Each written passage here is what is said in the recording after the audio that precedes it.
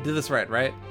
It is me now watching this. I just turn off studio mode. That way I'll know it's working. All right. Hello. What greetings. Good evening or afternoon to Bella Sorciere. Greetings.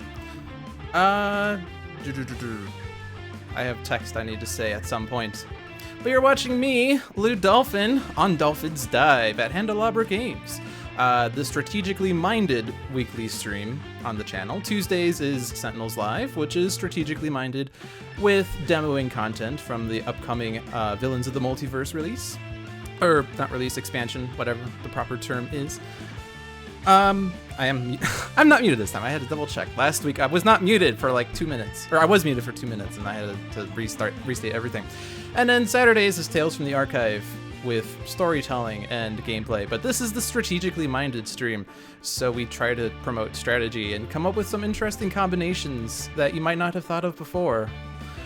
Handelabra believes in civil rights for everyone and in being as inclusive as possible, so any comments or activity actively working against that goal is not welcome and will not be tolerated. You can follow us at Handelabra on Twitter, Facebook, and YouTube, and Handelabra Games right here on Twitch. You can follow me individually on Twitch at Dolphin, on Twitter at Dolphin21, on YouTube. If you search for Dolphin, I will almost certainly pop up. And on Facebook, you could probably find me, but I don't use Facebook as often as the other three, so those first three you should probably try using first. Sentinels of the Multiverse is currently available for iOS, Android, and PC, Mac, and Linux via Steam, and always via good old analog cardboard and ink. You can get the game and more info at sentinelsdigital.com. And now this time I'm going to remember to not close this window so I can reference it at the end of the stream. How's that? So we have a question from Nematone. Do I have any advice for playing the Dark Watch as they stand? Les Harpy, your BF and I, well, your BF and you, not me, I'm not involved with you, have so much trouble. I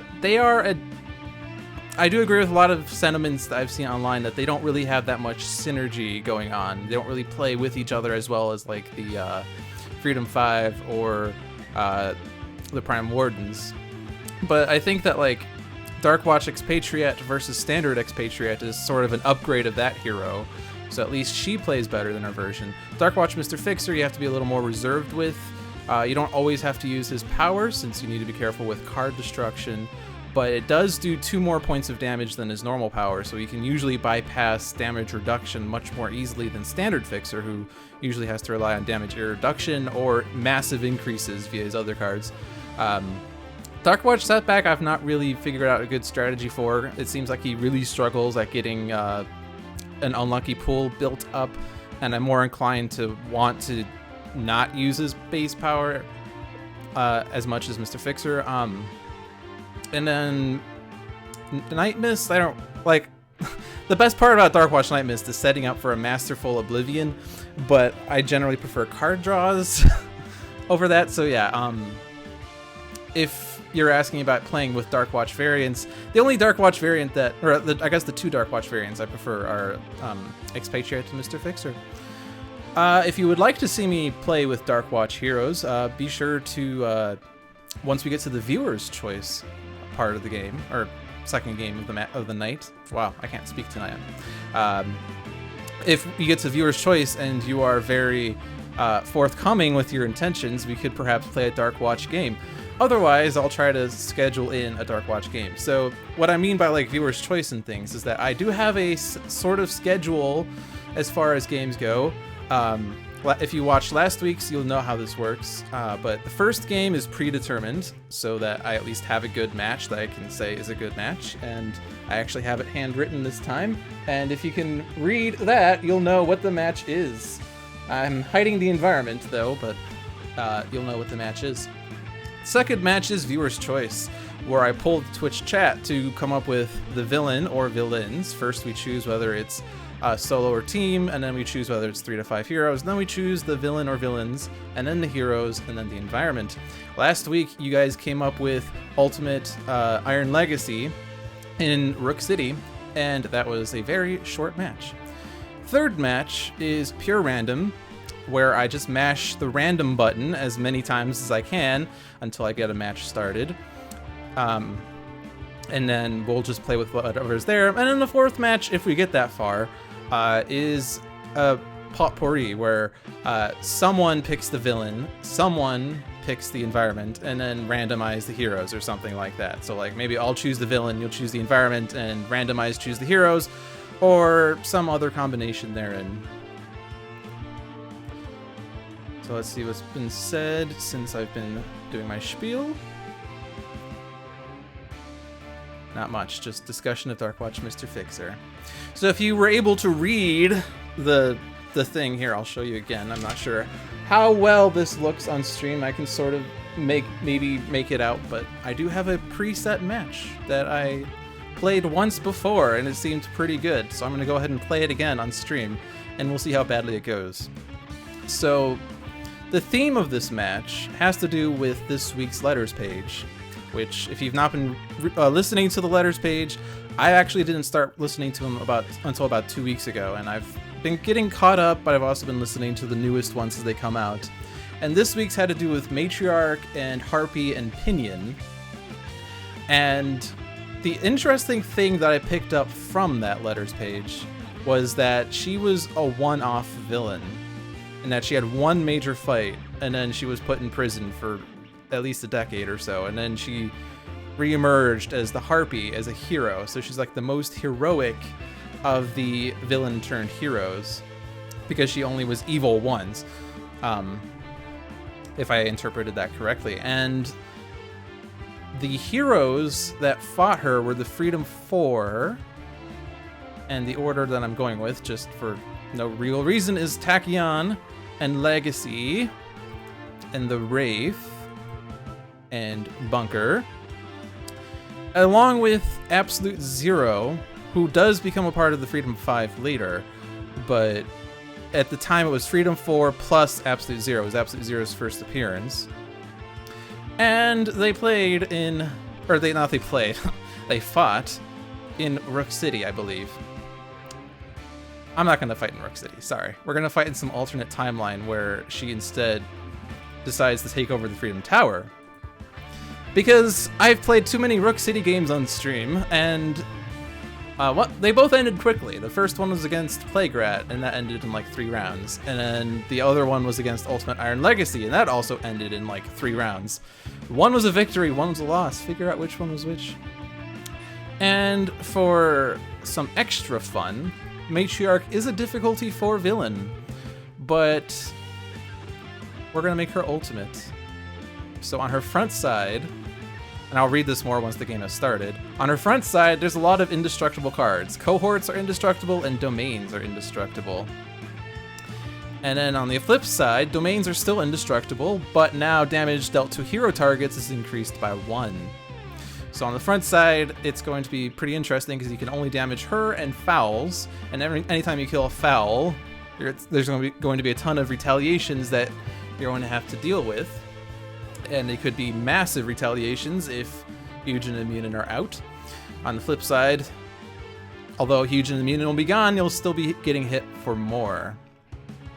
Although generally when I play against the Matriarch, I don't really see her flip side for some reason. Either I play her too well or I've gotten too lucky, I'm not sure. So, let's begin.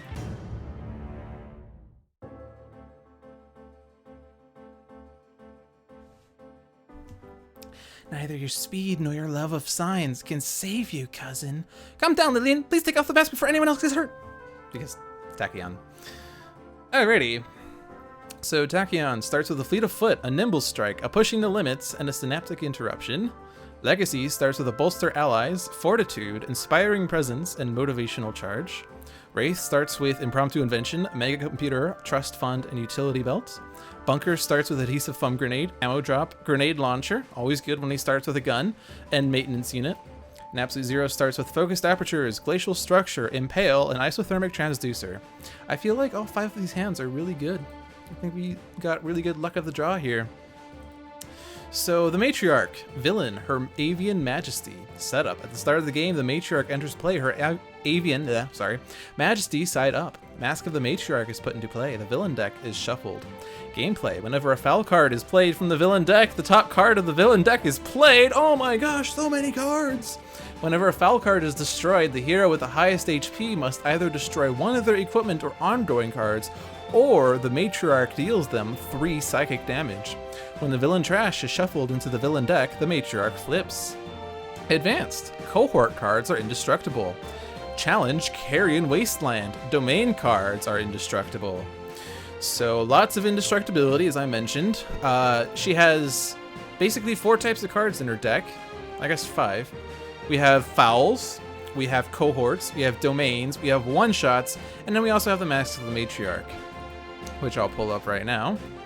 Mask of the Matriarch is a relic, so it can't be destroyed by end of days. The first time each turn a villain card other than a Fowl card enters play, play the top card of the villain deck. At the start of the villain turn, the Matriarch regains 2 HP. So, what the mask does is play more cards. So her main text, basically she chains a bunch of Fowls and then she'll finish with a card. But when she has the mask, she doesn't actually finish with that card. She chains even more Fowls and then plays a second card. And so you can end up with a board filled with Fowl, which would be quite the Fowl board. So let us start. We have the mask. She's at max HP. And we have a Fowl. I'm not going to bother reading all of these Fowl cards. But we have Darken the Sky, which is a really good card to see right away. Put all the Fowl cards from the villain trash into play. If the card Mask of the Matriarch is in the villain trash, put it into play. Well, this is the first turn, so there's nothing in the trash. But wait! A card entered play that wasn't a Fowl card. Let's play more cards, like the Building of Rooks, and the Unkindness of Ravens, and the Building of Rooks, and the Clattering of Jackdaws, and Munin. So here we go. First cohort.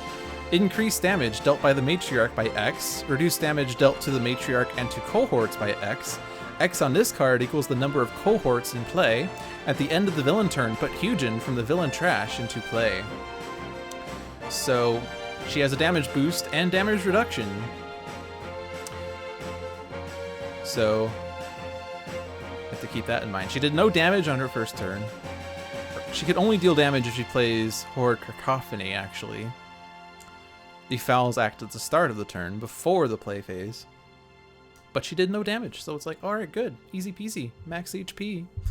This game is so easy, except now, instead of being dealt 3 psychic damage if we destroy a Fowl, she's going to do 4 psychic damage. So we have to be very careful. You know, do we really want to take out the Kettle of Vultures and stop 2 projectile damage from being done when the Matriarch's going to do 4 psychic damage instead? 2 projectile damage or 1 projectile damage to 4 targets, you know. Lots of decisions that have to be made. You don't want to just reflexively destroy all the Fowls because maybe you're going to take more damage that way. Maybe it's okay to leave some of them out. Who knows? Alright, so here we are with Tachyon. A variety of cards that we shall play, and we have 2 cards that we should probably play right away. One is Fleet of Foot, because it's a cyclic card. You take an action and then you play a card, so you could play this in another card. We have Pushing the Limits, which lets her play an additional card during her play phase. And so, you know, both of those should come into play, and not that it matters this turn, but you should probably start with Fleet of Foot first if you're going to play one of these 2. Because then you could play Pushing the Limits after that, and then Fleet of Foot will then be in the trash, and it will power up whatever cards deal damage based on bursts in the trash. So start with Fleet of Foot, and you get extra cards, like a Hypersonic Assault. A very good card against the Matriarch, because it will stop her retaliation, and kill all the Fowl. A Takedown, very good card against the Matriarch. Trust Fund, External Combustion, and Horrifire. And then Pushing the Limits. So now Fleet of Foot's in the trash. So if I had a card that did damage based on bursts, it would do either 1 target 3 sonic damage, or it would deal 1 melee damage to 1 target, depending on which card I get. I haven't gotten those cards yet. So the question is, do we want to take out these Fowls via a Hypersonic Assault? And even though Matriarch does have damage reduction right now, Tachyon and Matriarch are nemesis, so I would be able to bypass Munin's resistance and stop Matriarch from retaliating. Or do I want to save this card for when there's 15 Fowl in play? Because when there's only 5, it's not really a big deal. You get 2 damage, 2 damage, 1 damage 4 times, 2 damage, 1 damage 5 times. That's not that much damage. We're at max HP. We don't need to worry about that so much. While Nimble Strike would let Tachyon get more cards and do a point of damage. Synaptic Interruption would allow for a redirection, which would be really great if we can redirect like Matriarch's retaliation damage to like someone else, like herself. But let's see. So Mask of the Matriarch is probably our first target to take out because we want to stop those extra cards from being played. So are we able to do this? Oh yeah, we have Legacy with Inspiring Presence and Galvanize. So we're going to be able to have Wraith and Bunker do lots of damage. In fact, if Wraith gets the Razor Ordnance, which will do 5 damage, and the Grenade Launcher, which will do 4 damage, Mask will be down. So I'm going to Nimble Strike the Matriarch. Just so we do our first blood. We draw a quick insight. And now I shall use my base power. Rapid Recon to reveal a HUD Goggles, which I don't want to lose because I want that in play. Because Tachyon likes to play cards. We draw a HUD Goggles and a Blinding Speed. So you heard it here first on the strategy stream, folks. Tachyon likes to play cards. If you never realized that, now you know. Alright, well, I said I would play Inspiring Presence with Legacy so that Wraith and Bunker could take out the mask, but each hero target would regain 1 HP when this card is played, and we've not taken damage yet, so that HP recovery wouldn't be fully effective. So are we able to take out the mask with Absolute Zero instead? We do have the Exothermic Transducer, so if Absolute Zero deals himself 1 fire damage with his base power, and then that gets increased by 1 by Galvanize, that would be 2. He deals 1 target 2 cold damage, which becomes 3. So you have 3 damage from Absolute Zero. We have 3 from Bunker, and we'll have 4 from Wraith, and that will be 10, which is enough to take out the mask. So I don't need to play Inspiring Presence. Instead, I might play Fortitude, because if we can get Legacy to have Fortitude and lead from the front, we can ignore the Fowls that deal 1 projectile damage, because all of those could get redirected to Legacy. We don't have lead from the front yet, though, but maybe later. So let's Fortitude it up and galvanize my troops. Super strong. Legacy draws a back fist strike. So another cyclic card we have is Impromptu Invention, which does things and then lets you play a card. And this card is especially good because you don't just draw a card, you don't just get an equipment card from your deck, but you get to put that into play or your hand for some reason. I've generally not used it to get an equipment into my hand, but you could if you wanted to. And then play a card. So that's why I said Razor Ordnance, even though it's not in my hand, is because I can get it. So the Impromptu Invention gets me an Inventory Barrage, and then I can search for the Razor Ordnance and get it into play. And then I have another card to play, and I'm going to use the Utility Belt so that now Wraith has 2 powers at her disposal. She can reduce the next damage dealt to her by 2, which will come in super handy because the Kettle of Vultures is going to hit her for 2, so the Kettle of Vultures is inert now. And we shall now Razor Ordnance the mask for 4. And Wraith draws a Throwing Knives, which can help with dispatching Fowls as well as progressing.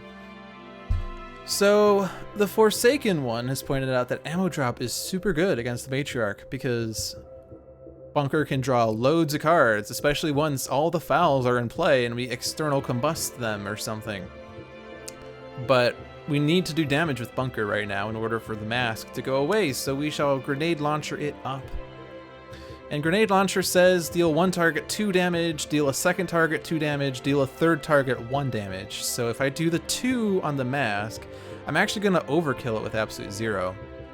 So I'm actually a little more inclined to do the bigger hits on the other targets. Like Matriarch should probably take the biggest hit. And Munin, even though he's indestructible, once Matriarch flips, Munin could be instantly destroyed. So I'm going to do damage to Munin. Once it gets to 0, I'm not going to worry about it anymore. And then I have to do 1 more hit to the mask. I could take out a Fowl, but Matriarch will retaliate for 4 psychic damage, which is a lot. Bunker draws a decommissioned hardware, and now Absolute Zero. So actually, if I use Horfire, I could do sort of more damage this turn by hitting the mask for 3. Doesn't matter which of the 2s. I could hit the Matriarch for 2, and then Absolute Zero would hit himself for 4. But let's get him a little more set up, because we would like the 1 cold damage and 1 fire damage to have counter effects, which they won't happen right now. So let's isothermically transduce and hit Absolute Zero for fire, and then hit the mask for 3. Absolute Zero with damage boosts is great. And he draws a Cold Snap, which is a dangerous card against the Matriarch, because he could take out all the Fowl if you don't want to. Freedom Tower plays Entry Point. Play this card on a room card. If there are no room cards in play, play the top card of the environment deck. Then reshuffle this card into the environment deck. A card under this card has no game text. Increase damage dealt by villain targets by 1. So there are no rooms, so there's nowhere for villains to enter. And the extra card play is Frost's Cryo Chamber. Room. Increase all cold damage by 1. Reduce all fire damage by 1. At the end of the environment turn, deal each target 1 cold damage. Absolute Zero loves this card if he has the cold damage card. But we're not going to like this card super much, because this is going to kill all the Fowls. So you have to be super careful here. I'm not sure if order will matter though, but let's just hit the things that don't matter, like the Matriarch. And Munin. And now these 5 Fowl are going to get destroyed, and Matriarch is going to retaliate for 4 psychic damage unless we destroy a card. Which I don't really want to. Yeah, if we had that ammo drop, we'd have 5 cards right now. And if I had known that we were going to get Frost's Cryo Chamber, Bunker didn't have to play the Grenade Launcher and could have drawn cards instead. But, you know, hindsight is 2020. And it's currently 2017, so we're not at the year 2020 yet, so there's no hindsight for us. Is order going to matter? I don't think it will, because Absolute Zero doesn't have his cold card. I guess it just matters if we want, like, Legacy to take more big hits. So let's try and fail to get Legacy to be hit more, because Fortitude will trigger a lot. So we'll take out 2 Fowl because Legacy is still the highest. And now Legacy's not the highest. But if I hit Bunker, and then I hit Absolute Zero, and then Tachyon, now Legacy's the highest, so the next hit can go to Legacy.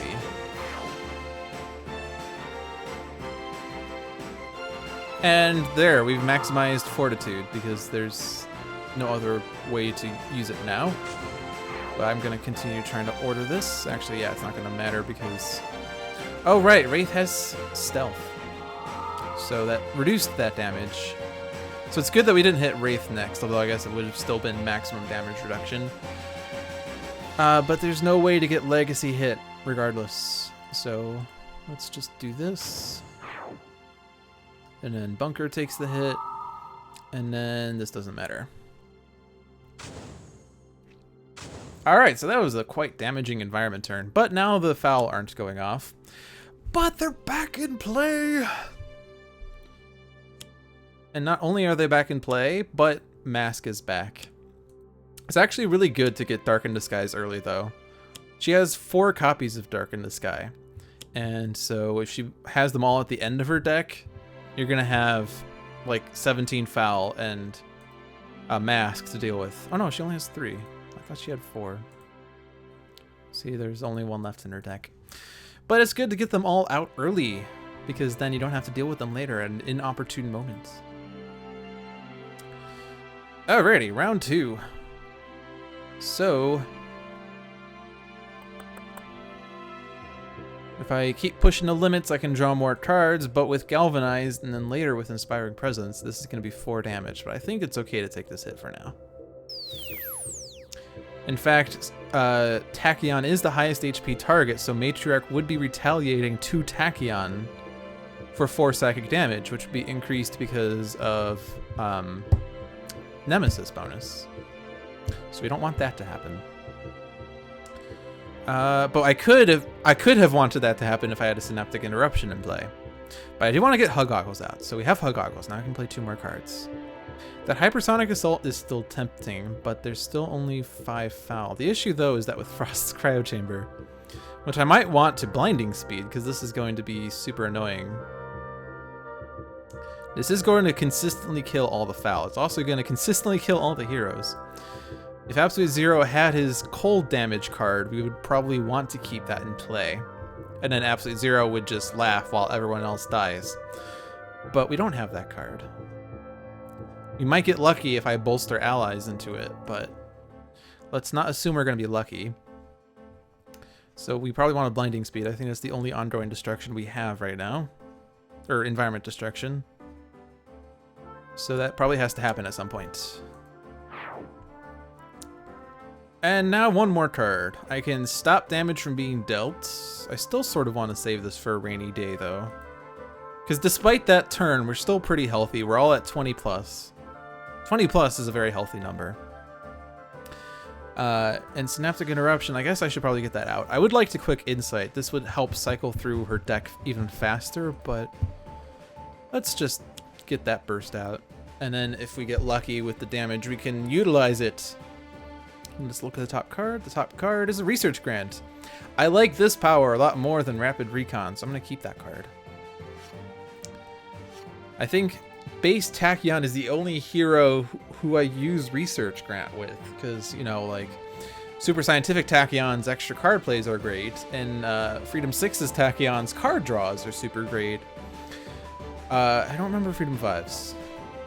It's been a while since I've looked at that card. I've never actually played it personally because I've only played Sentinels digitally for like the past year. Don't really have friends I can play with physically these days. But I don't remember her. Let's see. I think Inspiring Presence is the answer.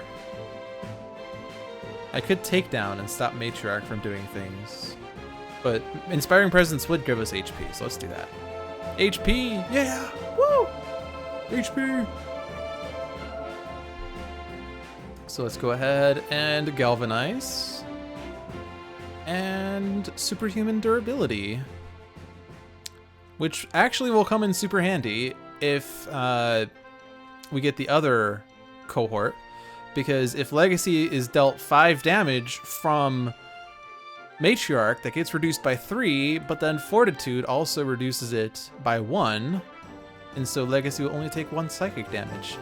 So if we can get Legacy either the highest HP hero or lead from the front, then we can worry less about those fouls. Freedom 5 is like deal 1 target 1 melee damage and remove a burst card from your trash to the bottom of your deck if you do use this power again. Ah, right, yeah, that's the one, yeah. And that one actually is interesting. I imagine you would actually use Research Grant more often in that one, until you have a deck full of bursts. And then you would use your base power repeatedly for a sort of potentially better Lightspeed Assault. Because it's 1 damage that could be increased by 1. It could also be a worse one if it's reduced by 1. You could also use it intermittently. But yeah, Research Grant would probably be like half used with that version, just from naive point of view. Alrighty. I guess with Mega Computer I didn't have to worry about Frost's Cryo Chamber as much, but too late. Is this these are environment cards, so it's not environment targets. That's an important distinction. Well, let's get throwing knives out. And now damage dealt by heroes is increased by 2, so we do have a lot of damage dealing potential. We still have a grenade launcher and we still have a razor ordnance in addition to throwing knives and Absolute Zero's thing.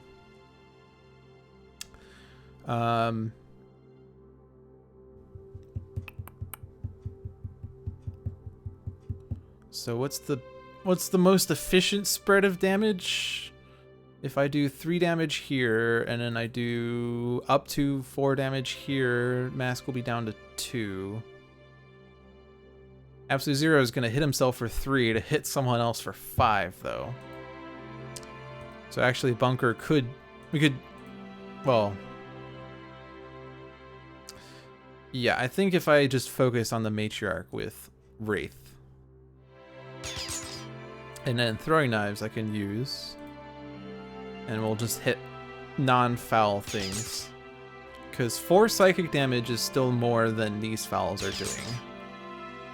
I'm not really too worried about the fouls. There's only 5 fouls. If there were 20 fouls, I'd be a little more concerned.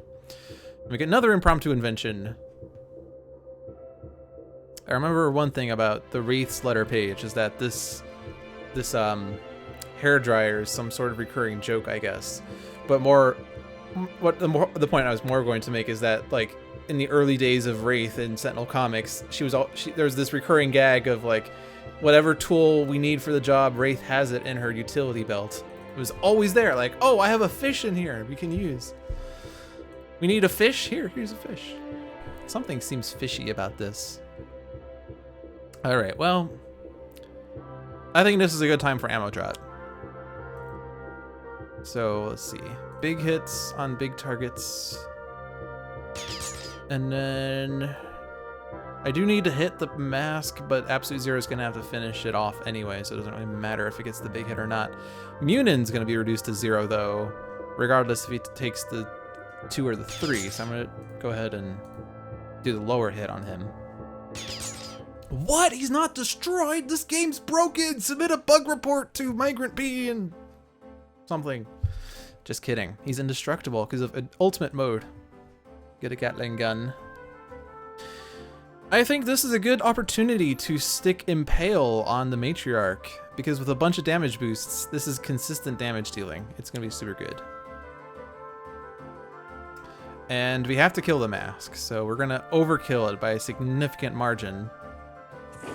But Absolute Zero, who a lot of people say can't deal that much damage, is now doing 5 cold damage on the second turn to the mask. Absolute Zero is one of my favorite heroes because of the damage dealing potential that he has. And he gets a modular realignment. Still no cold card.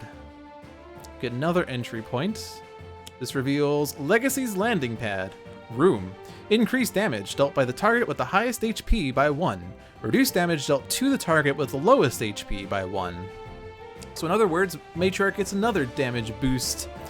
And Munin, who is at 0 HP and is therefore the lowest HP, gets the damage reduction. Dolphin's dive is cancelled.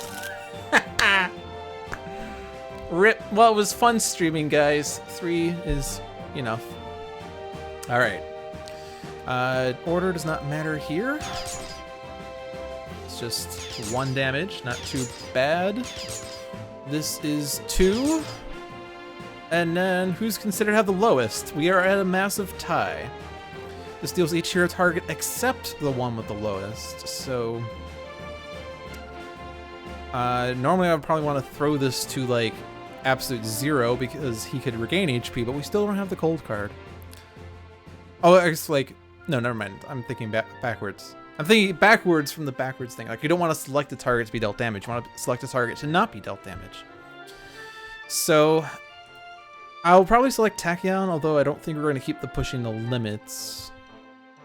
But she's more able to hit herself. So we want to avoid hitting her. And Legacy, of course, wouldn't take the damage anyway, so it doesn't matter. Who's considered to have the highest? I guess the next important question is who's going next. The next is Kettle of Vultures, who goes against the lowest. But if I hit Legacy, we can have both of these 2 hits go against the hero with damage reduction. to minimize the damage. Migrant P finally found out about the new running gag. Fowl. So building of rooks, kettle of vultures, and Hugin. Here we go. We have both cohorts now. Hugin, cohort. At the start of the villain turn, destroy X hero ongoing ender equipment cards, where X equals the number of cohorts in play. At the end of the villain turn, put Munin from the villain trash into play.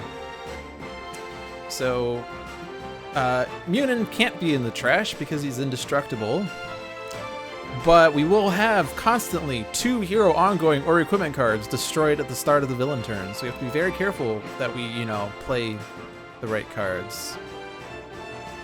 So like right now I was thinking I could destroy Pushing the Limits, but I could keep it in play and then let Munin destroy it, or Hugin destroy it on the next turn. This will cost 4 sonic damage to Tachyon. If I want to redirect it by Synaptic Interruption, I could deal that 4 damage to another target. But I still wouldn't keep Pushing the Limits, because Tachyon has to be dealt damage this way. So I'm actually sort of inclined to keep it, because we need to now have, like, sacrificial cards for Hugin, and we don't really have, like, enough cards right now. We do have some good setup going on, but I don't want to lose, like, some of these cards. So I'm going to keep it. And I don't want to redirect it because I have to keep it. And now 3 cards can be played. Well, I want to get that research grant because I want to use it. And then quick insight, and let's see what we get. We get a Lightspeed Barrage, an Accelerated Assault, and a Supersonic Response. Well,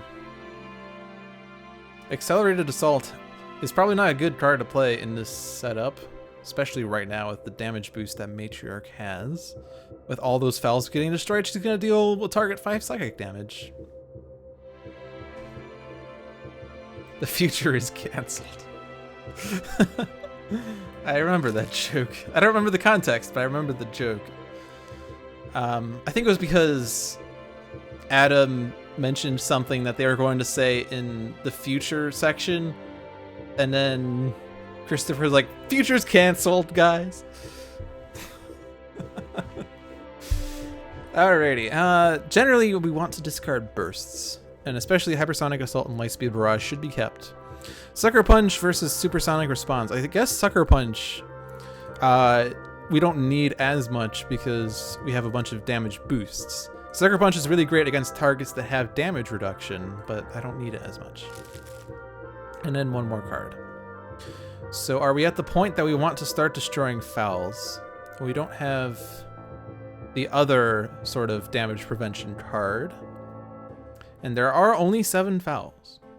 And they're not really doing that much. We're still at 20 plus, except Tachyon's at 18. But she's still legal.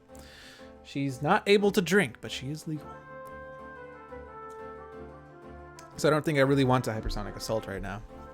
Who has dealt damage to Tachyon? Clattering of Jackdaws and Tachyon.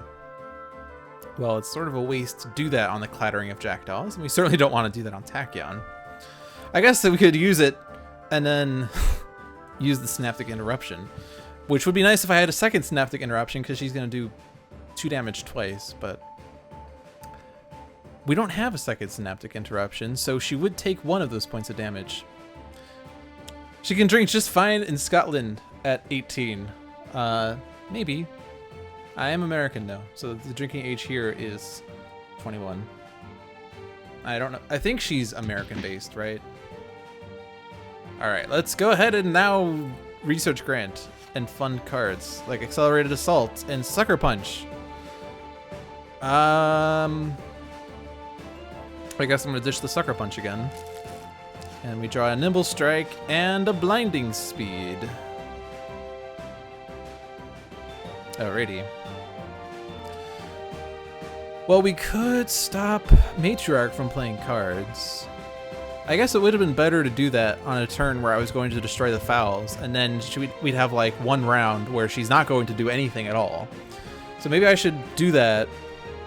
Oh, especially since at the end of your turn, the villain target with the highest HP deals Legacy 2 energy damage. If Matriarch cannot deal damage, This is perfect. But we didn't play that card, so we'll save that for next turn, I think.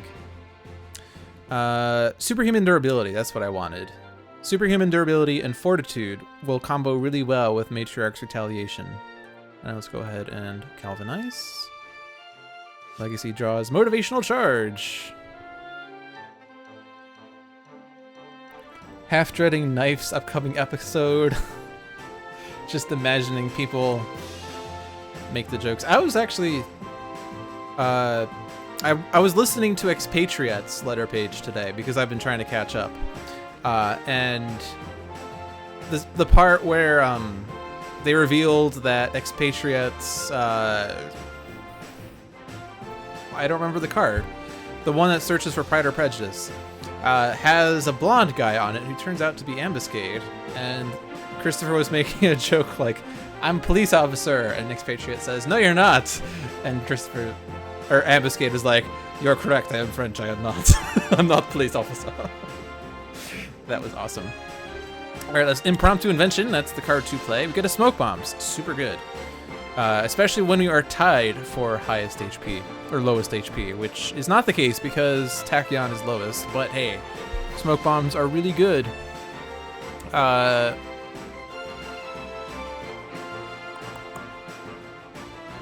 What do we want to play though?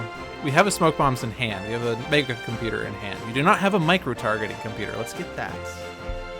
And put that in play. And let's get the Smoke Bombs. And now 2 powers. Do we need to reduce damage to Wraith? Yeah. I don't think so. I think we'll just keep focusing on Matriarch. Thanks to Galvanize and Inspiring Presence, Munion's damage reduction is gone. We can just hit her as if Munion wasn't there. And let's go ahead and hit Hugin. And I don't think... who's highest? Legacy's not highest. So the damage from Matriarch would be 5 because of Munion. Or we destroy a card, which I don't want to do. And that's going to be a massive hit. So I'm just going to throw this on Munion, and we'll make him even more negative. Munion's the pessimist. We draw a Grappling Hook.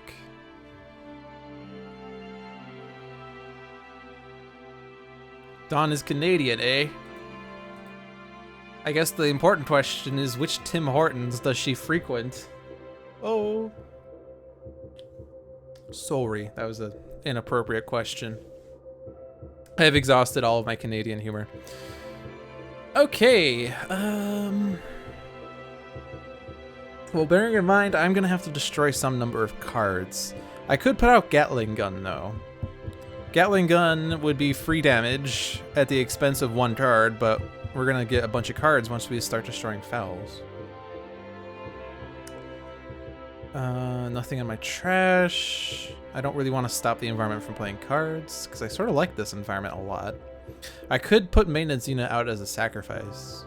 Do I have enough cards to sacrifice? That's an important question. We're going to destroy Pushing the Limits, but what else are we going to destroy? Like, I want to keep all of Wraith's things. They're all nice things. And I want to keep Isothermic Transducer. We don't yet have a means. Oh, we do have Modular Realignment, I guess. So we could get it back more easily. But I'll go ahead and just put a card out for Hugin to eat. And big damage on Matriarch. Not as impressive as Wraith's, though. Next big damage on Hugin. And is this even going to get off? No, because of Legacy's Landing Pad. -2 is the lowest HP target. But Bunker gets an upgrade mode. Free damage! So let's go put the focused apertures out, and let's just really wail on her. Even though we don't have the HP recovery card. Absolute Zero is still legal at 18. And another Impale, which is not limited, so we can double the Impales. We get another entry point. Super exciting. This is like every single first card play has been an entry point. Unfortunately, this time there is a room. So we're not getting extra card play. This is actually sort of interesting. Entry point is increasing all damage dealt by villain targets. So Matriarch's damage is unaffected because the card underneath this was already increasing your damage, but now all of these Fowls are hitting us for more. So this is gonna be fun. But we do have smoke bombs. And it's not gonna hit Legacy, but this will be less damage overall.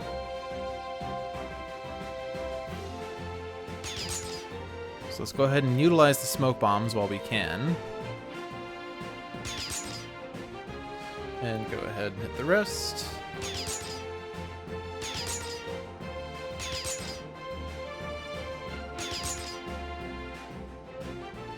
I've been listening to the podcasts while I've been driving. Except the hero with the lowest. So unfortunately, smoke bombs is not going to go off. And unfortunately, the lowest is legs. Poor legs. But yeah, I listened to it while driving, and that way... Aw, man, I don't want to redirect this. I guess I'll redirect it. Throw it to Wraith. Deals the hero with the highest. Let's say Bunker. Let's redirects. Let's throw that on not absolute 0. And then we're gonna lose the pushing the limits. That's not gonna stay in play at all. And let's lose the maintenance units. And we get the clattering of jackdaws, the unkindness of ravens. This is starting to get scary. And the dark in the sky, which is gonna get the mask back. No Fowls in the trash though. And that's the last dark in the skies. All 3 of them are in the trash, and no more are in our deck. But we still have 2 carrion fields. We've yet to see a domain card. And 2 horde cacophonies, which will do a lot of damage. Especially with Munin. You know what time it is? What time is it? What time is it? What time is it? It's 7:48. 7:48? Yeah. 7:48, that's what time it is. Excellent. Oh, but that wasn't really what I was asking. It's time for that hypersonic assault. I've saved it, and now is a good opportunity to play it because, well, we're not going to get a Dark in the Skies anymore. And we do have an entry point in play that we need to get rid of, but we can stop the Matriarch from retaliating, and it's going to be super good. The rest of this doesn't matter. We don't have the landing pad anymore, not that it matters, because the lowest HP target is Munin. And yeah, so we're gonna just destroy all of these. And there's a bunches of actions. I'm just gonna fast forward through all of these because Matriarch cannot deal damage. Bunker draws a turret mode. Destroy card. Matriarch cannot deal damage. Recharge mode. Matriarch cannot deal damage. Recharge mode. Matriarch cannot deal damage. Turret mode. Matriarch cannot deal damage. Auxiliary power source.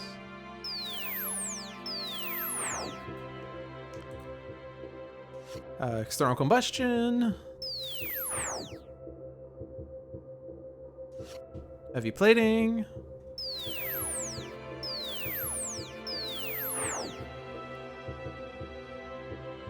And decommissioned hardware. Oh, one more.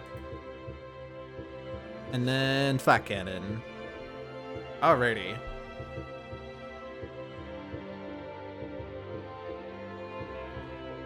I've chosen not to destroy cards. I could destroy isothermic transducer and focused apertures and impale if I wanted to, but I don't have to because Matriarch cannot deal damage, which is why I played that hypersonic assault.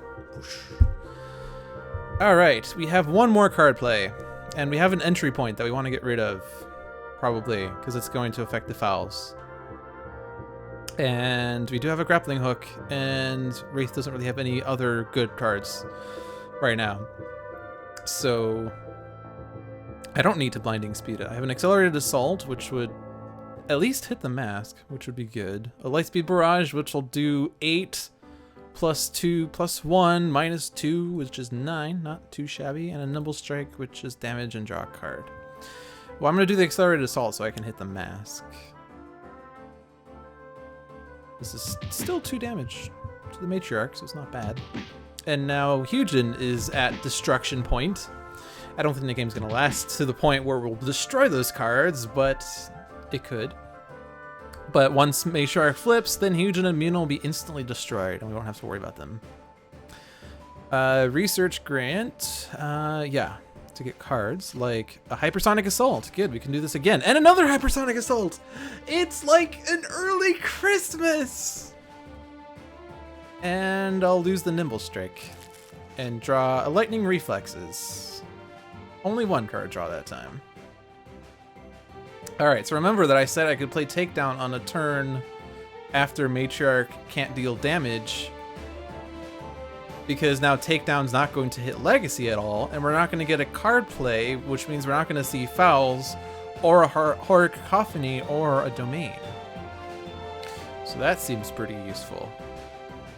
So we're going to freeze the Matriarch. And we get the Legacy Ring! Alright. Actually, I don't have to destroy Entry Point, because no villain can deal damage, and there will be no villain cards entering play, so I don't have to do it right now.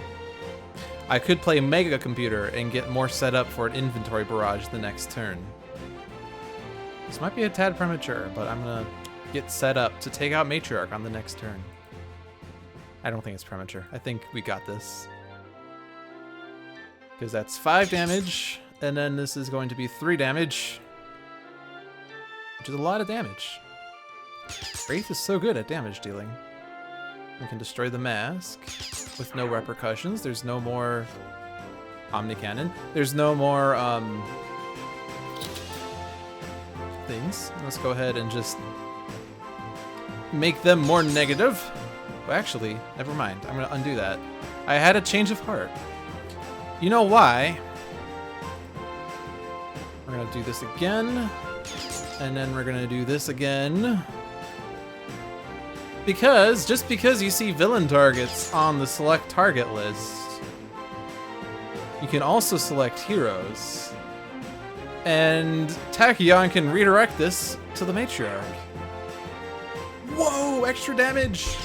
Free damage! And I can still destroy the mask.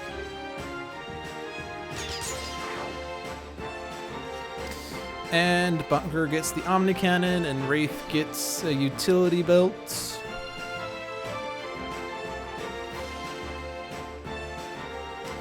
So now what? Omni Cannon?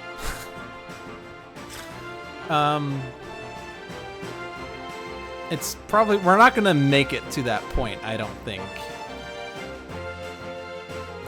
But I'll go ahead and put the Omni Cannon out for some fun times next turn.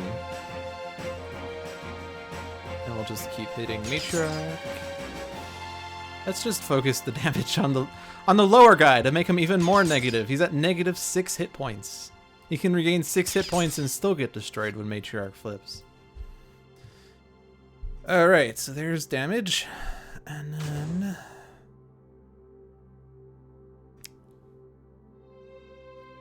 the most damage I could do right now is via Horfire. So we'll hit Matriarch with the cold. And then we'll hit Absolute Zero with the fire, because this transmutes to cold, which can hit the Matriarch. And then he hits himself a lot. He's still alive, though. And then he hits himself with fire. And hits the Matriarch. She's at 2 hit points. If I had actually used Lightspeed Assault, Lightspeed Barrage, Matriarch would be done by now. But I didn't think we had enough damage dealing, but I forgot we have Legacy on the team. Security Station. Room. At the start of the environment turn, a player may discard their hand to destroy an environment card.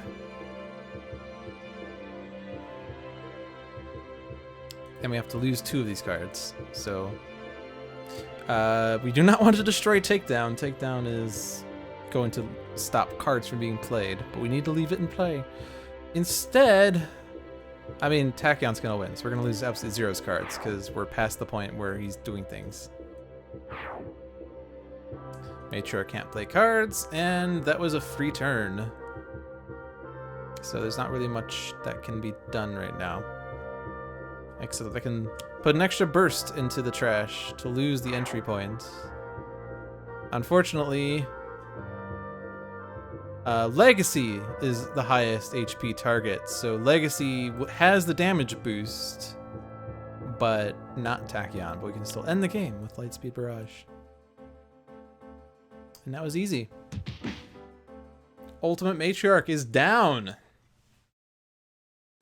And that was almost an hour, so not too bad.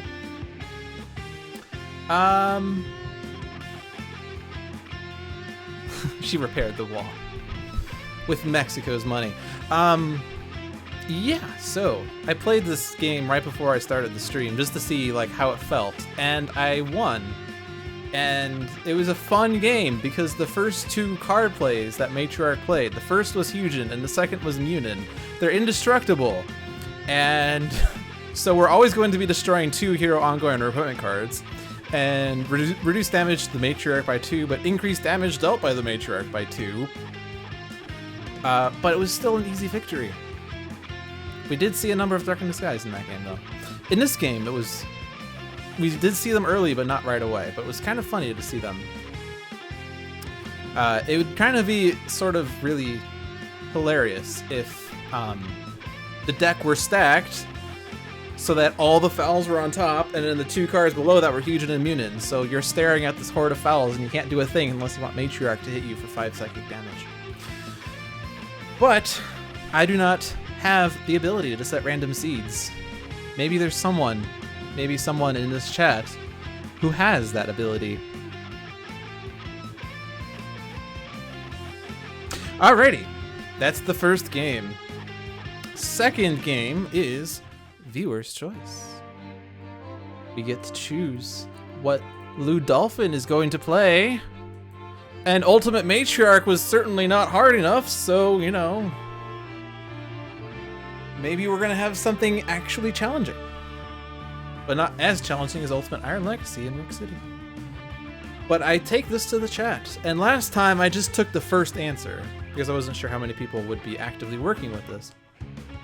But there was a lot of activity, so I'm going to raise the stakes. We need to get 2 votes for a single thing in order for it to work. And I'm going to put the questions into chat. So the first question is classic or team? First answer to get 2 choices determines this. Because we need to decide first whether it's a solo or villain or team villain. We have 1 vote for team. 1 vote for classic. I guess the Forsaken one is sort of voting for classic, but I'm going to wait for the word classic. All right, it's a classic match. Solo villain. The next question, because I need to ask how many heroes there are. 3, 4, or 5 heroes. First to 2 votes. We have 5, we have 4, we have 4. 4 heroes. Alrighty. So, we are doing a solo villain with 4 heroes. I guess the next question, standard, advanced, challenge, or ultimates? 4 is not an answer. Challenge, ultimate, challenge.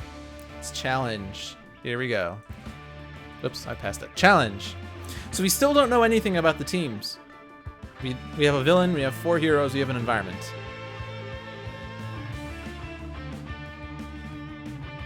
First hero. Tempest. I should probably put the heroes on screen so you can at least see them. Omnitron X, Fanatic. Setback. This actually might be harder to get to 2 votes. Fanatic! Fanatic wins. Alright. Also, you can select variants, which is going to be super complicated when it comes to getting 2 votes, but we'll see. Like, if we don't get enough votes within like 1 minute, we'll figure out some other plan. Next question is second hero. Mr. Fixer? Mr. Fixer! Alrighty. The next question, you might think, is who's the third hero, but we're going to mix it up. Villain. I was hoping for someone to instantly answer with a hero, just for laughs.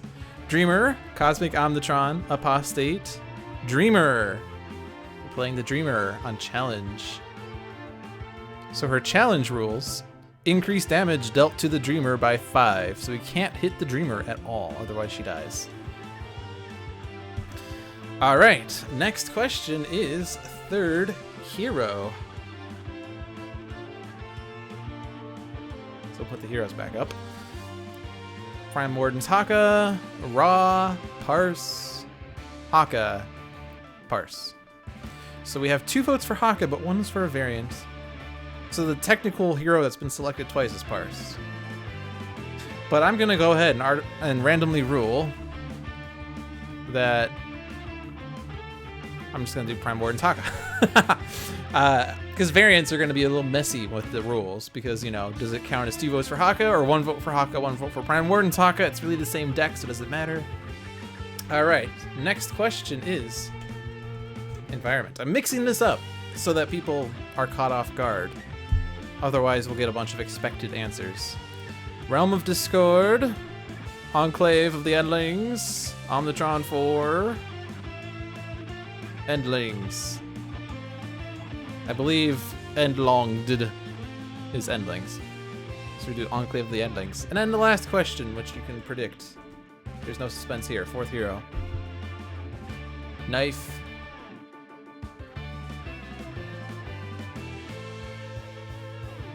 K.N.Y.F.E. Everyone's just jumping in now. K.N.Y.F.E. Alrighty. So this was the viewer's choice game, the game that you guys have chosen. We have Challenge Dreamer against Fanatic, Mr. Fixer, Prime Wardens Haka, and K.N.Y.F.E. in the Enclave of the Endlings. Here we go.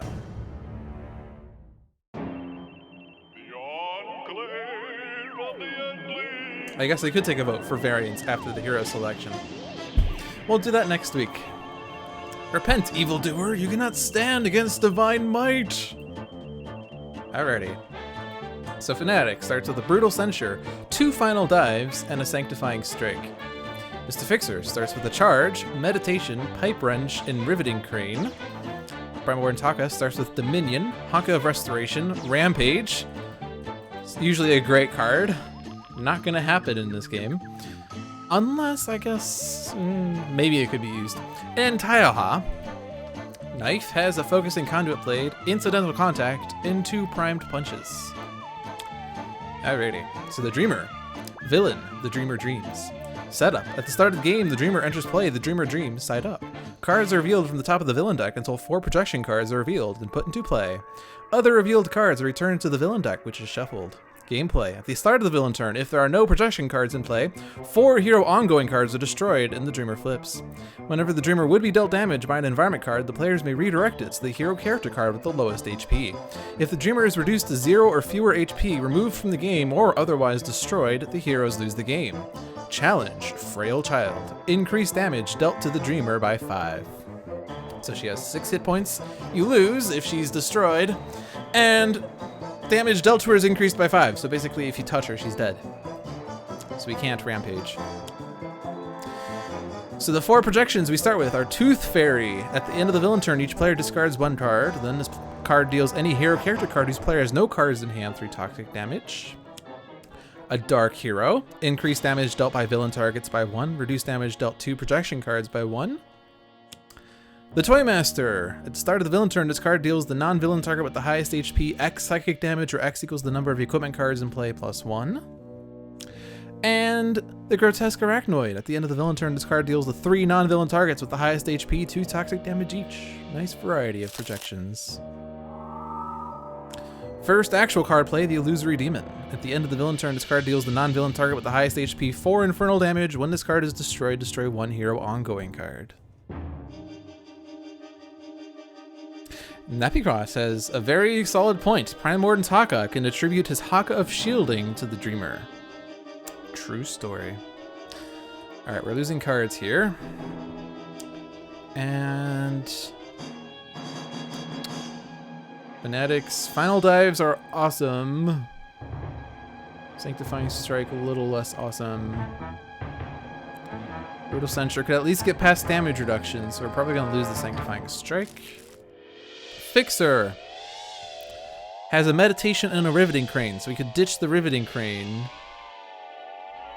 and potentially get it back if we need to. Haka, I think I said Rampage could not be used, but it could be used under two instances. One is where we've Haka shielded the Dreamer so that she takes less damage. The other is if Blugo is protecting the Dreamer, which is possible. But I'm gonna lose the Rampage. Yeah, I'm gonna lose the Rampage. It's gonna be really difficult to play. Incidental Contact is also probably not going to get played. We can redirect environment damage from the Dreamer. We cannot redirect hero damage from the Dreamer. And then damage.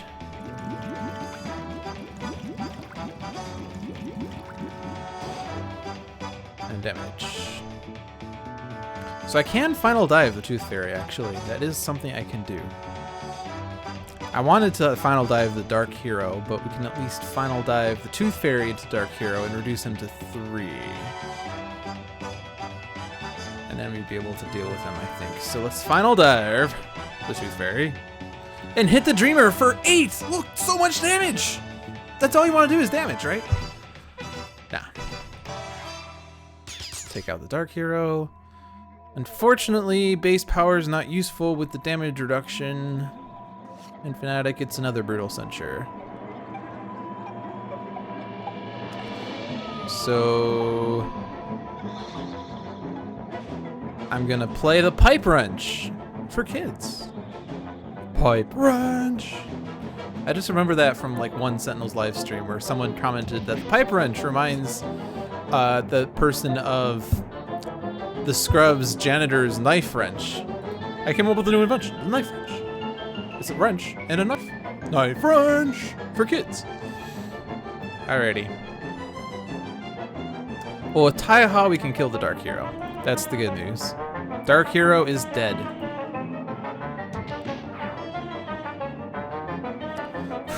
Practical and safe.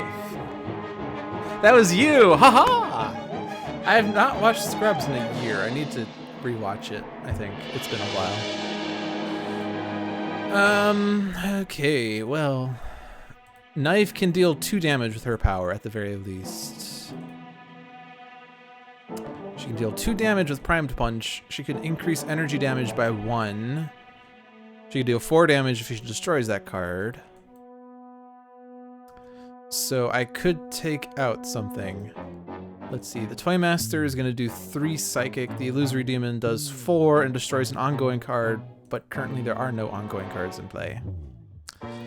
So I could take out the Illusory Demon. Since we do have Fanatic, by the way, we can combo End of Days with Illusory Demon and not lose other things. Which will become probably important on the flip side. Haka gets an Elbow Smash.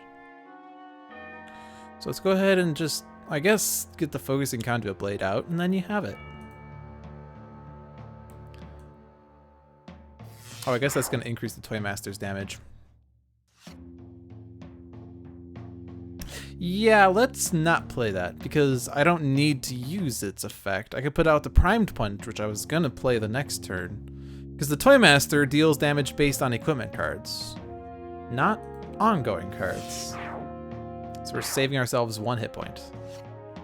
Knife draws a Focusing Conduit Blade anyway. Oh, wait, why'd the... Oh... the Illusory Demon destroyed the ongoing card that I just played. That's kind of tragic. I actually don't want to do that. Text is important, fun fact. I don't want to play it just to have it be destroyed. That's kind of sad.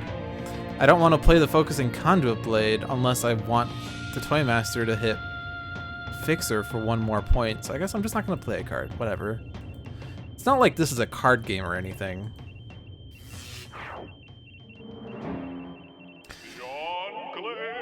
Whatever.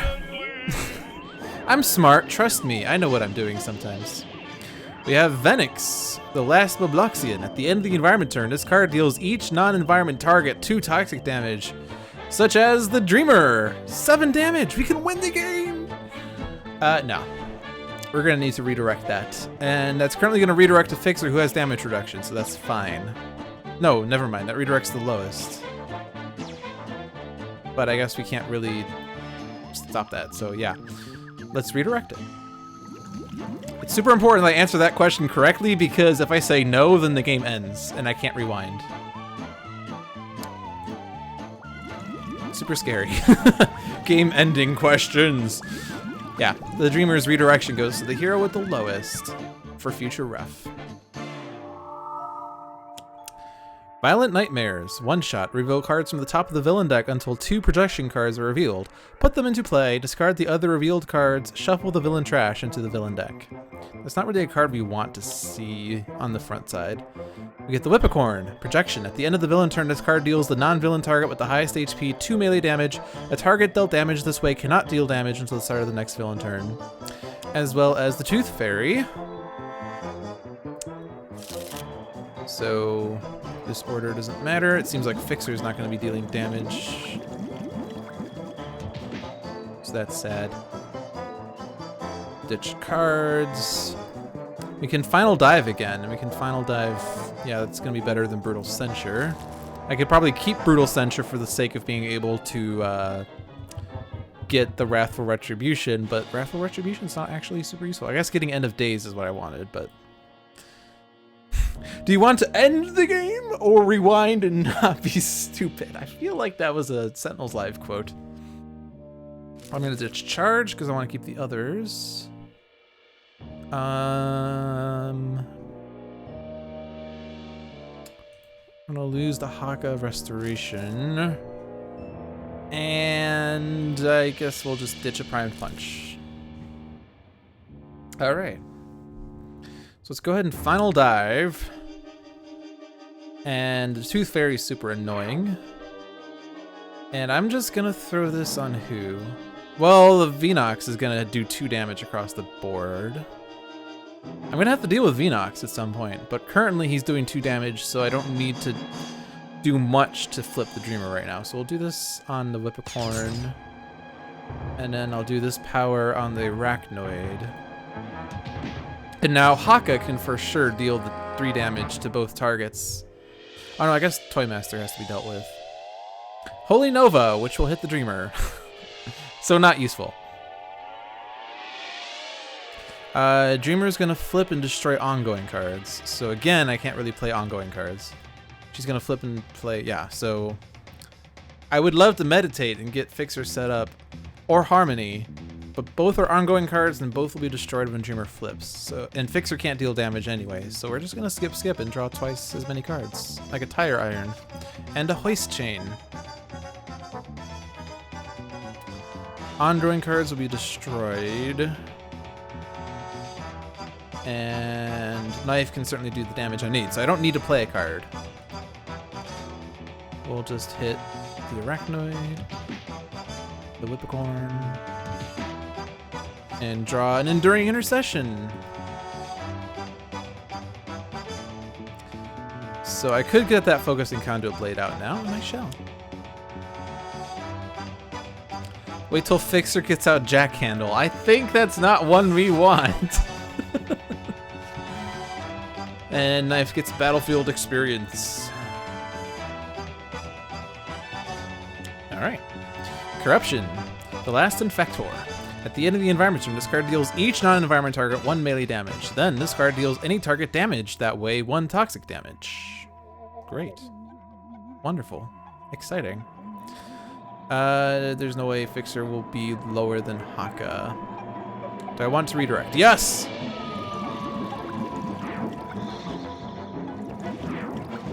There's just so much environment damage. Why is there so much environment damage? This is supposed to play cards that protect the Dreamer. No. And this also doesn't matter. Fixer's gonna take 0 damage because Pipe Wrench. Redirect, yes. And then the extra damage. Thankfully, it's not hitting the Dreamer again. Dreamer flips. So let's see what happens here. Toy Master. Damage. Fixer's doing really well. Haka's not doing too well because he keeps getting damage from the Dreamer. Granite Oni, projection. Reduce damage dealt to this card by 1. At the end of the villain turn, this card deals the non-villain target with the lowest HP 2 melee damage. That's good. That's hitting Corruption.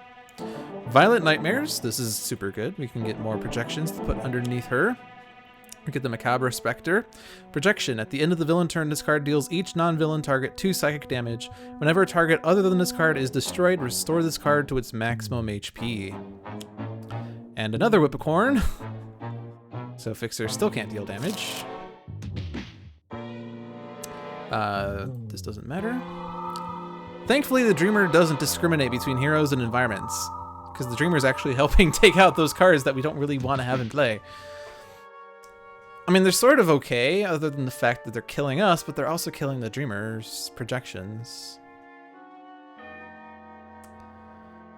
Currently, Corruption and Venox together are going to deal 4 damage to the Toymaster, the Spectre, and the Whippocorn. And it's going to do 1 damage to the Granite Oni because the second hits aren't going to go through. So what am I going to do then? Am I going to leave them in play? That's sort of suicidal. I mean, it's going to put 4 projections under her, though. And Fixer's staying alive. Because Pipe Wrench. That's good. So I'm not going to play Holy Nova because that's going to kill the Dreamer. So we're going to Brutal Censure. Do I want to focus the damage on the Granite Oni because he's the one that's going to be hardest to kill? I guess so. Yes. And we get a Divine Sacrifice. Fanatic can now hit, let's hit the Whippocorn. Then Haka could reduce it to 2 easily. We get a Consecrated Ground that can destroy the environment cards as we need them. Alright, Fixer can now play a card. Because we don't need to worry about ongoing destruction at the moment. I think I'm going to do Harmony. And then the next turn I can play my Style and get super damage boosts. But I can't deal damage right now, so there's no point in doing this. Fixer draws a Bloody Knuckles. Alrighty. I could sacrifice Prime Warden's Haka by playing Enduring Intercession and having Venox kill Haka. That doesn't seem wise. What is his incaps? One player may draw a card. When hero may use a power, increase the next damage dealt by a target by 2. I don't think we're going to do that. Let's see. Are we capable of doing enough damage to the Granite Oni and then the other things? I don't think we are currently. So let's Elbow Smash the Oni. That puts him down to 3. And then Taiha. And now you'll definitely die to Venox. So I have to figure out how I'm going to deal with the Macabre Spectre, though, because whenever a target other than this card is destroyed, restore this card to its maximum HP. I guess it's fine as long as Venox hits the Spectre last and Corruption hits the Spectre first. Then we don't have to worry about him. So we'll instead hit the Whippocorn, because it's super annoying. Haka draws a Vitality Surge. What? HP recovery? No way. Primed Punch would do 2 and 1, or 1 and 2 rather. That's 3. That's the same as this. Focusing Conduit Blade is increasing energy damage. I could do 4. I don't need to do 4. I just need to do 2 points, the Toymaster, and there's a number of ways I could do that. I could actually destroy the Toymaster outright by playing Battlefield Experience. So yes. So if I use this, sort of a waste, but hey, I get to draw a card and play a card. So that gets put under the Dreamer. We draw an energy burn. I don't need to do that damage though, but I can get Primed Punch out, and then you have it. We get an Infiltrate and Obfuscate, which could potentially redirect to the Dreamer, which is actually bad. So you have to be careful with that. Yansa Videro, the Terminarch. Reduce damage dealt to environment targets by 1. At the end of the environment turn, each environment target regains 1 HP. Okay, whatever. Fixers, yeah. Order's still... oh no, we need to hit the Spectre last, because this card's getting destroyed. And then this card's getting destroyed. And then... the order doesn't matter, Haka's gonna take damage. Redirect, yes. And Fixer is surviving. And we'll deal damage at some point. We'll hit the Spectre first. And then redirect to Haka, yes. This is a painful game for Haka.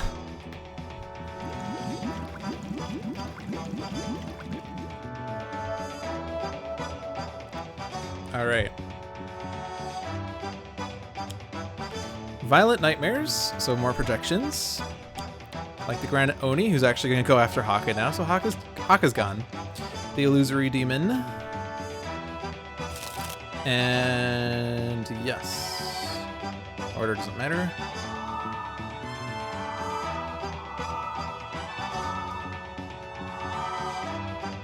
And then... Projected Paralysis. The player with the most cards in play cannot play cards until the start of the next villain turn. Fixer really wanted to get a style out, and I just realized that if I had played the Driving Mantis, I could have redirected damage away from Fixer, which could have been useful, but I forgot about that style. I kept thinking I want a damage increasing style, but I can't get that, or I can't use it until the next turn, but I want to get that style out now, and K.N.Y.F.E already has cards that she needs. Treacherous Ape. We now have 7 projections in play, so we can't win the game until at least the next turn. And that Treacherous Ape is going to be super annoying. Let's see.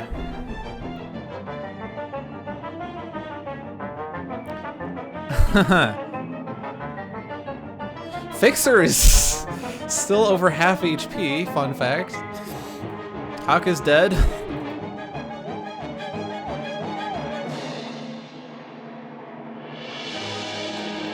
K.N.Y.F.E can't play cards, but she doesn't really have cards that she wants to play. I guess Energy Burn would do a lot of damage, but whatever.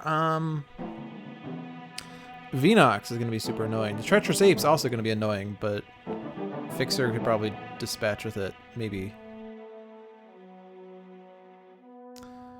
Granite Oni is going to be annoying. Granite Oni is attacking the lowest HP, yeah, so that's going to hurt us. The Illusory Demon actually doesn't matter too much because he's hitting Yansa Videro. So I'm okay with that. Oh, Fanatic can take care of the Treacherous Ape. Yeah, never mind. We're not worried about the Treacherous Ape. Holy Nova would kill the Dreamer. Divine Sacrifice is scary.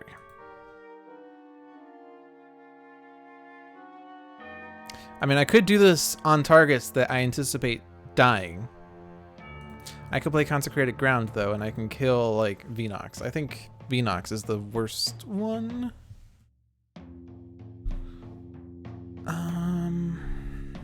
Especially with the redirect.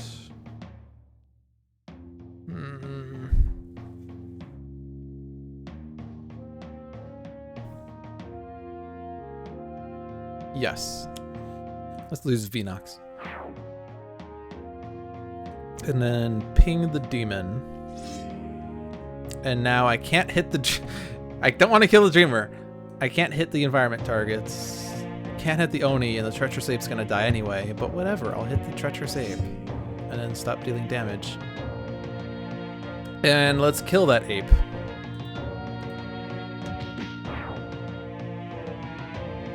we have to destroy an equipment card, right. I'm keeping that knife wrench, it's been super useful. Oh, and K.N.Y.F E can't play cards, which she would normally be able to do because of that card's destruction text. Final dive. Could be useful. Let's get that style that I wanted. The driving mantis. Now I don't have to worry so much about things. And I can now deal damage! Oh my gosh, Mr. Fixer dealing damage. What does this world come to? This card's gonna destroy an ongoing card. We could destroy Primed Punch, I suppose. Yeah,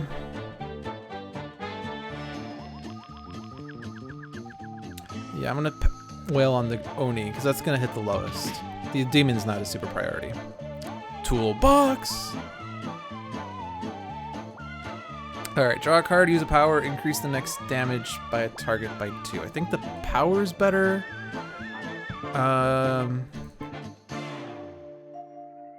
Fixer's gonna do the most. And I'm aiming that on the Oni again. So Granite Oni's gonna survive though. Or no, I can kill it if I destroy my ongoing card. But I was gonna use that for the Illusory Demons thing. The alternative is Fanatic dies, I guess. I don't have to hit the Illusory Demon. Illusory Demon's fine. I don't have to hit her with K.N.Y.F. K.N.Y.F can't play cards, so I can't do other things, so... Let's just make sure that Oni's dead, because that's gonna go after Fanatic, and... I'm not gonna hit the demon, because Corruption will kill the demon, and I don't want to lose Fixer's style. Overcharged Null Shield. That will be useful. And Overdo It. Not as useful. Actually, probably won't even be useful.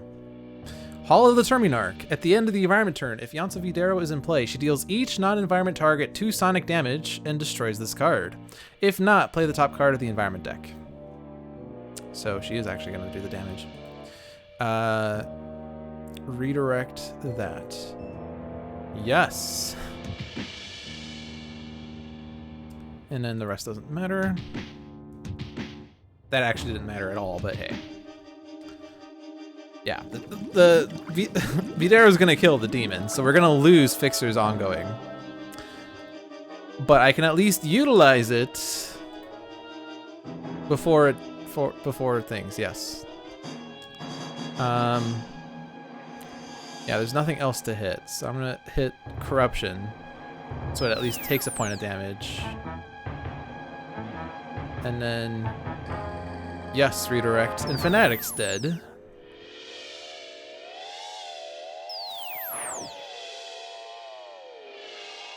Oh, I guess I could destroy Harmony instead. I forgot about Harmony.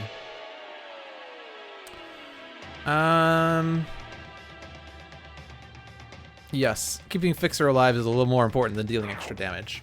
We only need to get one more projection underneath the Dreamer. Hit the Dreamer. The Illusory Demon. Damage. Fixer can redirect that to the Illusory Demon.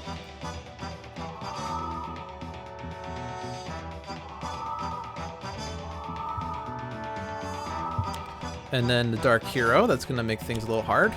The Grotesque Arachnoid. Yansa Videro is still the highest. And the Arachnoid's gonna kill K.N.Y.F. So we have one hero left, and he's at 15. He's not legal, but he's at 15. He's a full-fledged teenager. But we do have 3 incap abilities. Play a card, regain 2 HP, increase the next damage dealt by that hero by 2. That one seems exciting. Fixer has tools, a Bloody Knuckles, and a toolbox. Well, if we use Bloody Knuckles to kill the Illusory Demon, we can destroy the Bloody Knuckles before Fixer gets another effect, although we might want to try to combo that with, like, Haka's thing first. K.N.Y.F.'s is one hero may use a power, one player may play a card, destroy an ongoing card. So we get 4 instances of strike. No, never mind. We get 3 instances of strike. If I play a card, is there something? No. No, there isn't really. I can play Toolbox and draw cards, but I think the answer is Bloody Knuckles on Fixer's turn. Tire Iron would be enough. No. Well, yes, but no. Let's increase the next damage dealt by Fixer by 2. And then Bloody Knuckles. Is this enough to take out the Dark Hero? Yes. Aha. So we get the Harmony. So I could play Harmony. But I don't need to. Fixer uses a power. And as long as I take out the demon on K.N.Y.F.'s turn, we're fine. And Fixer, but I hardly even know her, takes out the demon. Alrighty. Destroy the Bloody Knuckles. Seems good. Alright, Frazit. The last Perennian. At the end of the environment turn, this card deals the non-environment target with the second lowest HP 3 energy damage. When this card is destroyed, play the top card of the environment deck. So that's going to be going after Dreamer, but that will redirect to Fixer, who can redirect it to the Arachnoid. But yeah, so Fixer doesn't take this damage. Dreamers needs to redirect to Fixer, but that becomes 0, and then the Arachnoid takes 1 damage. He was the only target dealt damage this way. Frazit tries to hit the Dreamer, redirects to Fixer, who redirects it to the grotesque Arachnoid. Fixer is a beast. So we won. Easy, right? 3 dead heroes and a Mr. Fixer at 15 HP. Behold the power of Pipe Wrench and Driving Mantis, which I should have played 1 turn earlier than I did, but I didn't realize that I could have done that. Alrighty, so 2 games, 2 victories, and it's 8:33, so we still have some time. So we have a new game. Game 3 is the pure random match. The first game I decided, the second game you decide, and the third game the Cosmos decides. So the first thing I do is I mash this repeatedly, and I'm not going to look at it, not looking at it, not looking at it, not looking at it. Stopped. We're doing classic again. And then I'm going to hit randomize, not looking, not looking, not looking, not looking, not looking, not looking, not looking, not looking, not looking, not looking, fight! Oh, never mind. I forgot to hit the difficulty. Whatever, we'll do standard. Whatever. I forgot to mash the difficulty. That's the other one I'm supposed to mash. So we're fighting Kaargra Warfang against Chrono-Ranger, Dark Visionary, and Dark Watch Expatriette in the ruins of Atlantis. Come and fight for my pleasure. Are you worthy combatants? Find out for glory! Think long and hard, partner. I aim to put you down, and I don't miss. So Kaargra Warfang, villain, Bloodsworn Master, setup. At the start of the game, Kaargra Warfang enters play Bloodsworn Master side up. The Bloodsworn Coliseum card, crowd's favorite card, and title deck are put into the play area. Cards are revealed from the top of the villain deck until 1 Gladiator card is revealed and put into play. Other revealed cards are returned to the villain deck, which is shuffled. Gameplay. At the start of the villain turn, if there are no Gladiator cards in play, Kaargra Warfang flips. At the end of the villain turn, the top card of the villain deck is played.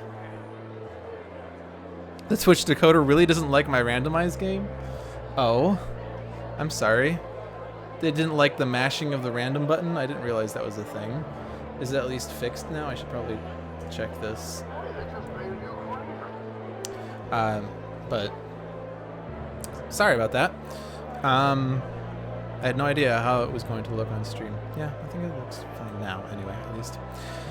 The Bloodsworn Coliseum.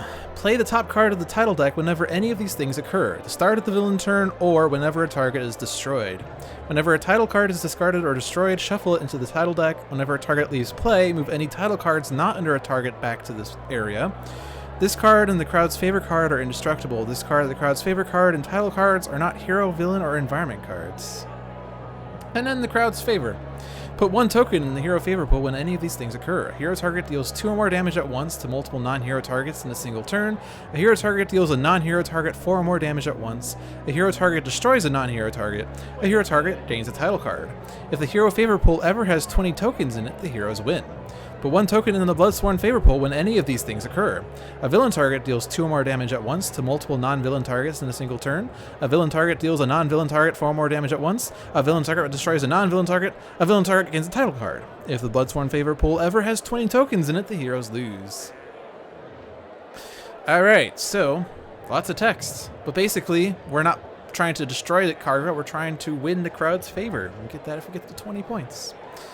First 20 points wins. The objective of the game is to win. Alright, so the first Gladiator, Ashclaw Revelos. Gladiator. At the end of the villain turn, this card deals the hero target with the lowest HP 2 fire damage. A target dealt damage this way cannot deal damage until the start of the next villain turn. And the title, Reckless. When a target deals itself 3 or more damage in 1 turn, put this card under that card, covering everything above this line. Reckless. The first time this target is dealt damage each turn, this target regains 1 HP.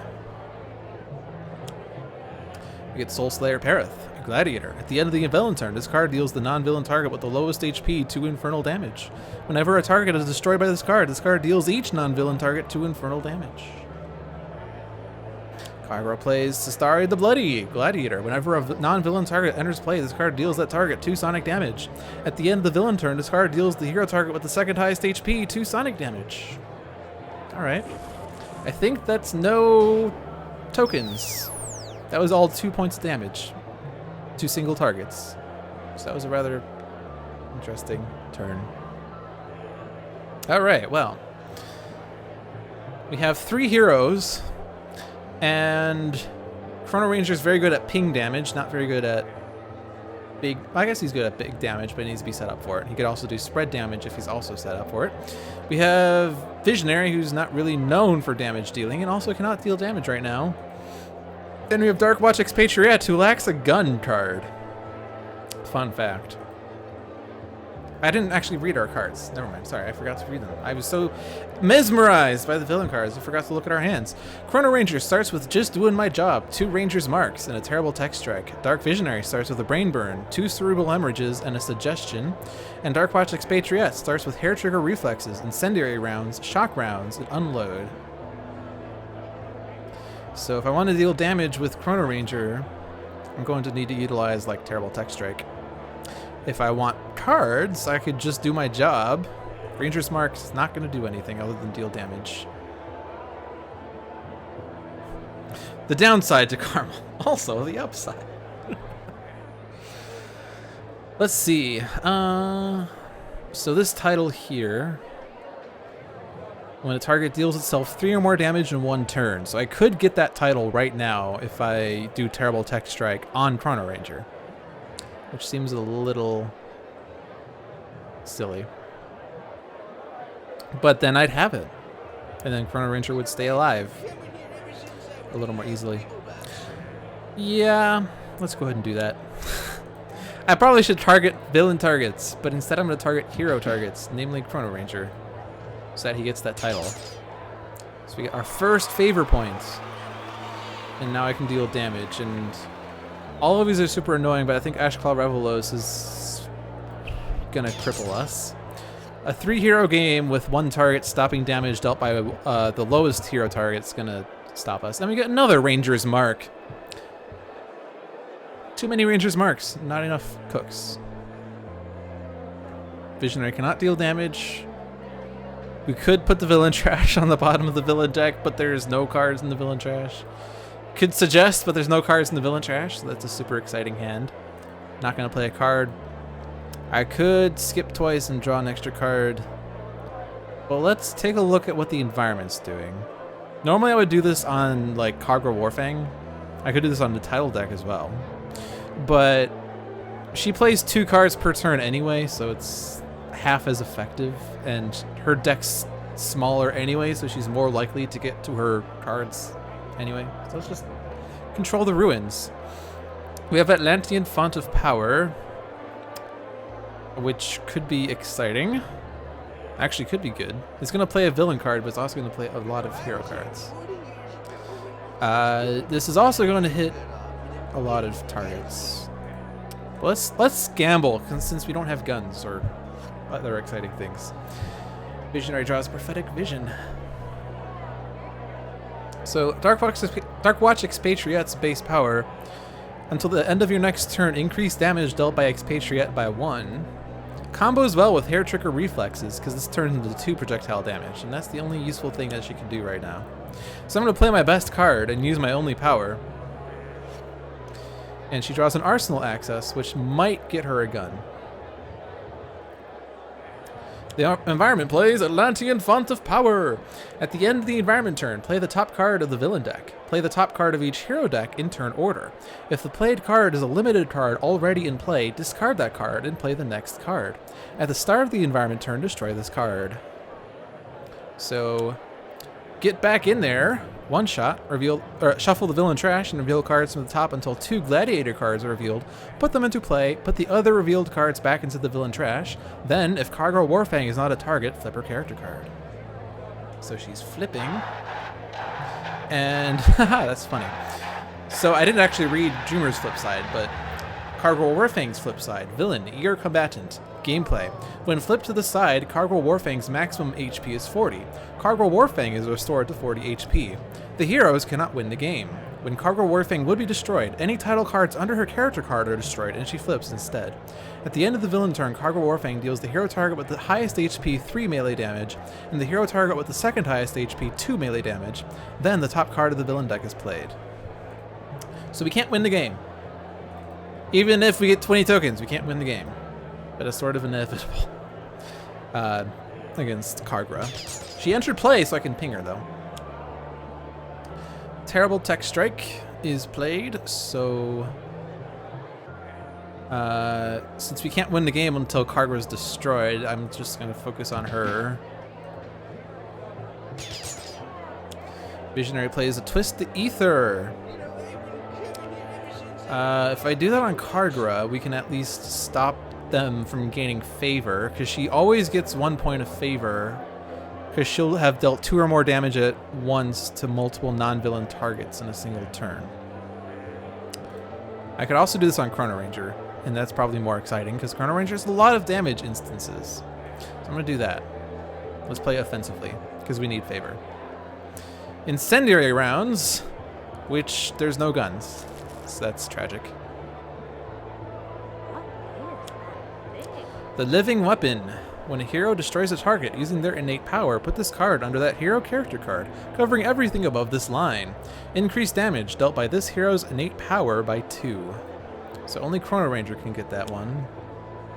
Fickle Fans. One shot. Move 3 tokens from the favor pool with the most tokens to the favor pool with the fewest tokens. If both pools have the same number of tokens, each target deals itself 1 psychic damage. So they get the favor back. Reckless, we get a hit point. They get a favor. Bloodsworn Judgment. One shot. Each player destroys one of their ongoing or equipment cards. Flip the top card of the title deck and put it under the villain target with the highest HP with the title effect still visible. If there are no villain targets in play, discard it. So I think we're losing both of our cards. We got Twist the Ether and... what does Chrono-Ranger even have? Oh, it's Expatriette. Expatriate's Hair Trigger Reflexes, never mind. Alright, back to square one. Title the Mindbreaker. When a target is dealt damage by 3 different sources in 1 round, put this card under that target, covering everything above this line. The Mindbreaker. The first time this target is dealt damage each turn, this target deals each target 1 psychic damage. Guess who's getting this one? Kaargra. So that's fun. Every time we hit her, the first time we hit her each turn, she's going to hit us.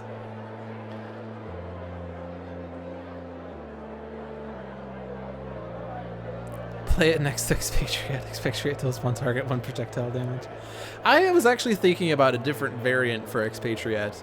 Because like one of my criticisms of Expatriette is that she lacks ability to draw cards. Like her Arsenal access, she can get a card either into play or her hand. But usually you'll want to play it unless it's ammo cards and you don't have a gun. And everything else... is not card draws.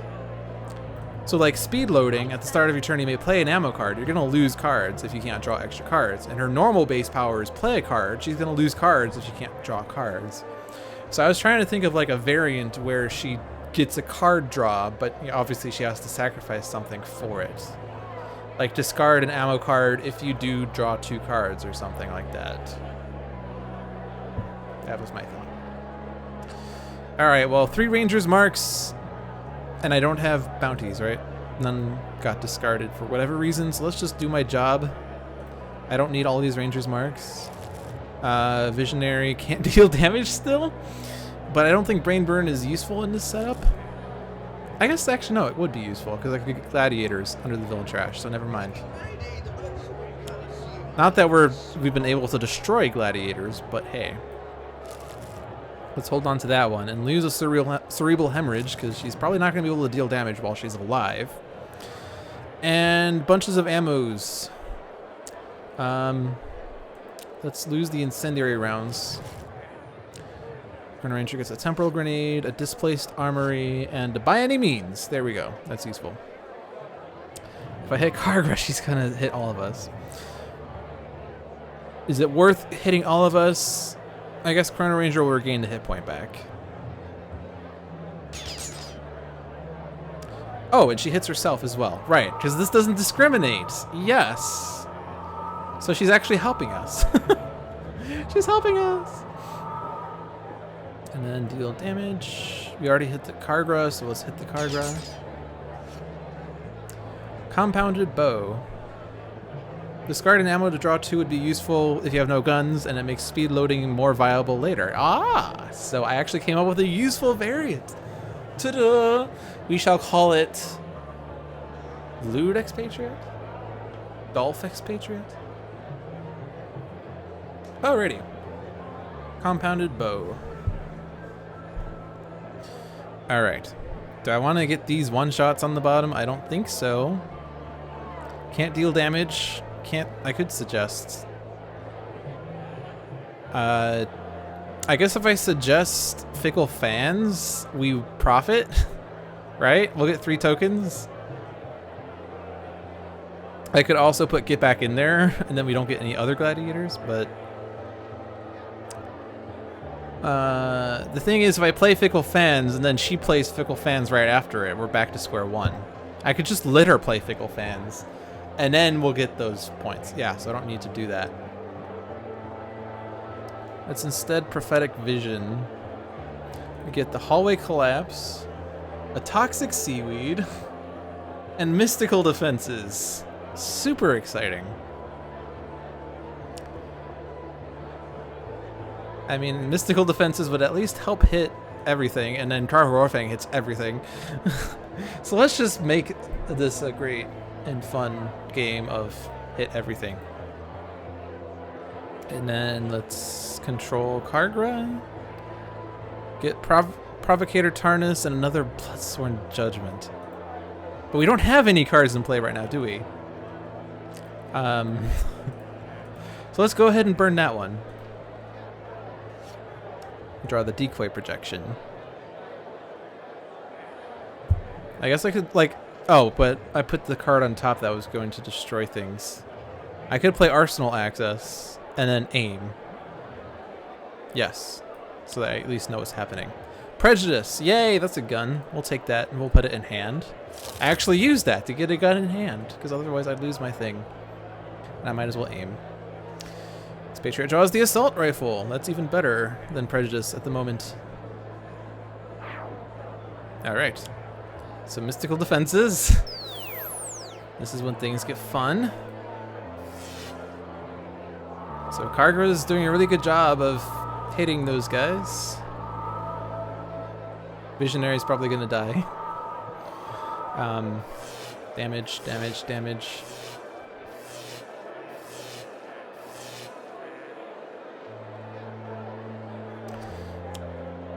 Unbreakable. After a target is dealt 6 or more damage in one turn, put this card under that target, covering everything above this line. If this target would be reduced to 0 or fewer HP, it instead regains 6 HP and destroys this card. The Bloodsworn Judgment, which does nothing. Oh, I forgot that it puts things... I read the first line, forgot the second line. Text is important. Stonejaw is going to be put on Kaargra. When a target enters play, put this card under that target, covering everything above this line. Stonejaw. Reduce damage dealt to this target by 1. Can't rewind for it now. We're past Visionary's turn, so... That was dumb. I just wanted to have fun. Dimkarn the Fearless, Gladiator. At the end of the villain turn, this card deals the 2 hero targets with the highest HP 3 lightning damage each. Whenever this card is dealt damage, this card becomes immune to damage for the rest of the current turn. Actually, Visionary is going to get the title, isn't she? No. She's not. Chrono-Ranger gets the title. Alright. Cool. Okay. I don't like that damage dealt to Kaargra is reduced, but we can at least put by any means on her and that undoes it. Oh, but what I wanted to do first, though... Displaced Armory. I'm playing super well right now. Get Jim's hat. Now I have my hat. I can't hit Kaargra, though. But we can at least keep whittling down Ashclaw. And then let's put by any means on Kaargra. And then if I hit Kaargra, she's going to hit everything. Yeah, whatever.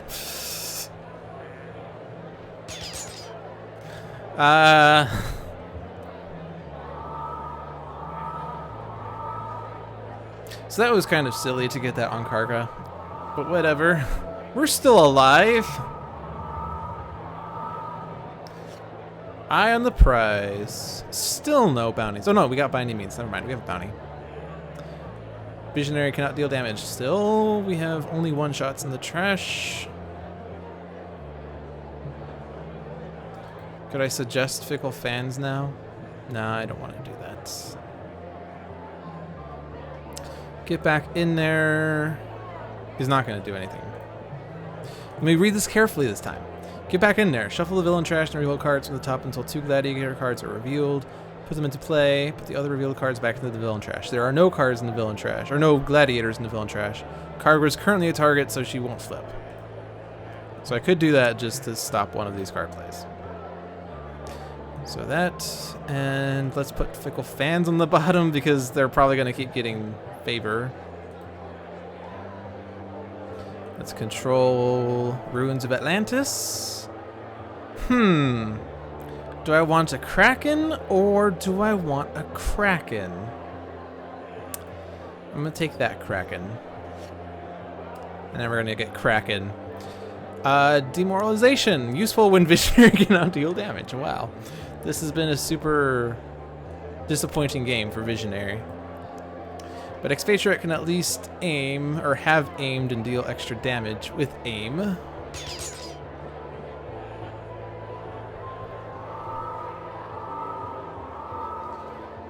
Kraken's gonna probably go after Visionary, right?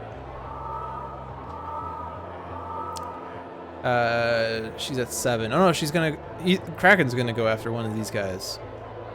And I can control which one he goes after by being very careful, so... Ashclaw. Now, Visionary will be able to deal damage if she can survive. Dimkarn's immune.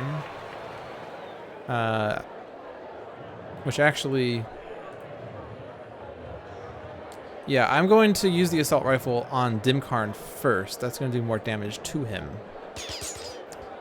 And then I can hit Kaargra. So let's fast forward through this. I don't need to do the slow animations.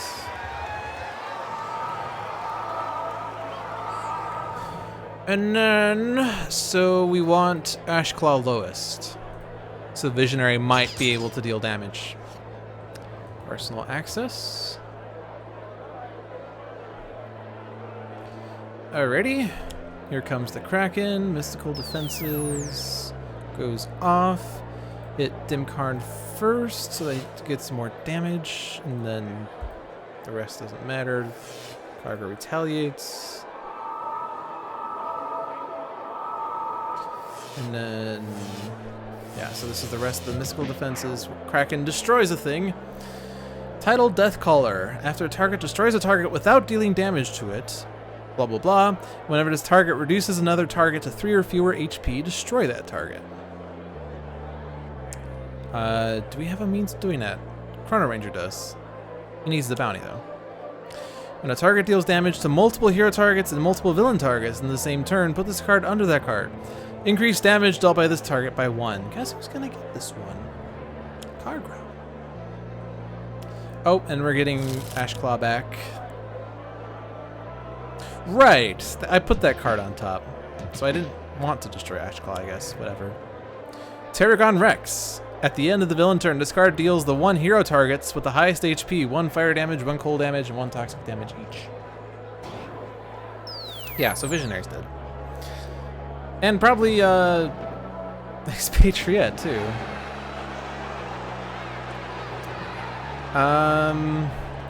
Yeah, Ashclaw's gonna kill, Tarragon Rex is gonna do the thing. So who's more useful, Visionary or Expatriette? Probably Expatriette. I don't think this game's gonna end well. I should not say these things. I should be optimistic. We have a total of 8 hit points across our characters. We're fine. Everything's fine.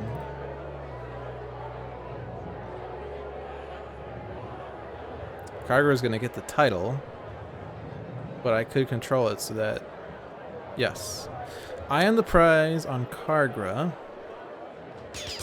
so that she hits Chrono-Ranger, Expatriette, and then, what is the title? Multiple villain targets. So I have to hit villain targets. So let's make sure the biggest hit goes on Dimkarn. And then she gets the title, but now her damage to everything else is increased by 1. So I have that going for me, which is nice.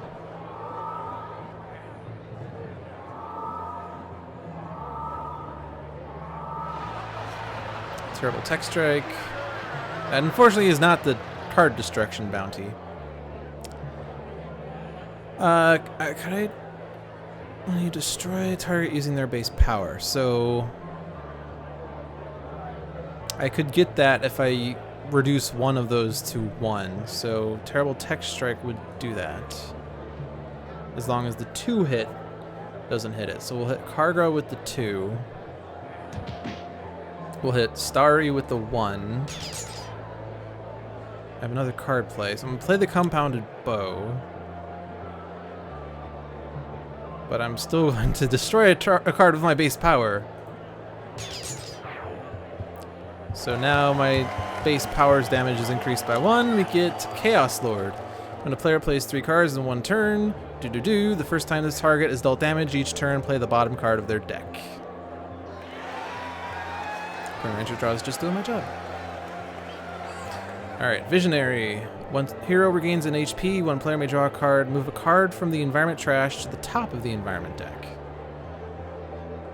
Well...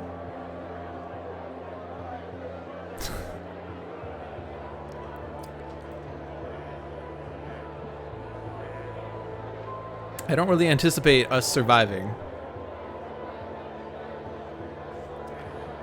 But I guess we'll have Chrono-Ranger regain a hit point. Oh, I guess he still has the title that will restore him if he dies. So he might survive. But certainly Expatriette's not going to survive. If I put shock rounds in the assault rifle and I hit Kaargra, do the shock rounds... Can the shock rounds act before Kaargra? Yes. Good. I can hit other things. Oh, but that went off anyway. Okay. Need to hit Kaargra last. You don't know how to tell me this, but you don't think this game's gonna end well. Oh, ye of little faith. Did you see that game where Visionary took down Ultimate Dreamer? Wasn't that exciting? And actually, I'm gonna rewind this again because I just realized I could have Kaargra take out Dimkarn if I do this correctly. So hit Kaargra, And then shock rounds hit everything but Dimkarn or Kaargra.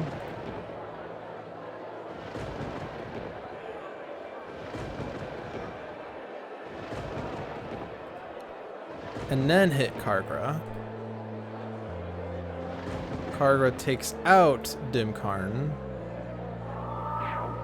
We get the Seeker. When a target damages another target that has a damage reducing effect, blah blah blah. When this target deals damage to a target, increase the next damage dealt to that target by 2. Oh, so that's useful, so that when she hits herself, she gets that title. Exciting. Well, let's not get her that title until after we hit us.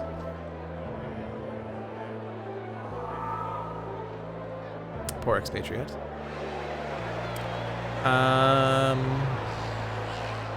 And then hit herself. Oh no, she doesn't get that title. The card says what? When a target damages another target that has a damage reducing effect. Does that not count the title? Reduced damage dealt to this target by 1? Guess not.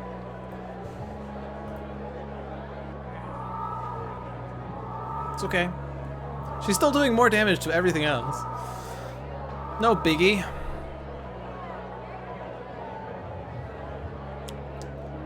Another mystical defenses. So that means Kraken's gonna go after Chrono-Ranger. Wait, mystical defenses got that title. Was it? Wait, am I reading? What is? We need damage. Another target. Okay, never mind. I understand language now. It's another target. So actually, we should be careful. Because Mystical Defenses is going to get this title. So let's hit Chrono-Ranger first. Let's destroy Soul Slayer Parrots, because I can. When a target destroys 3 targets, damage dealt by this target is irreducible. Great. Let's hit Kaargra. So that things happen. I don't think this order matters. And now these guys are gonna have extra damage from the mystical defenses. Chrono-Ranger survives. And I don't think this order matters. Kaargra's almost down. That's the good news.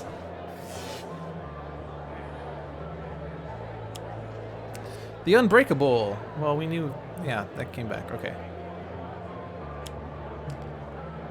Arm Hive-Minded.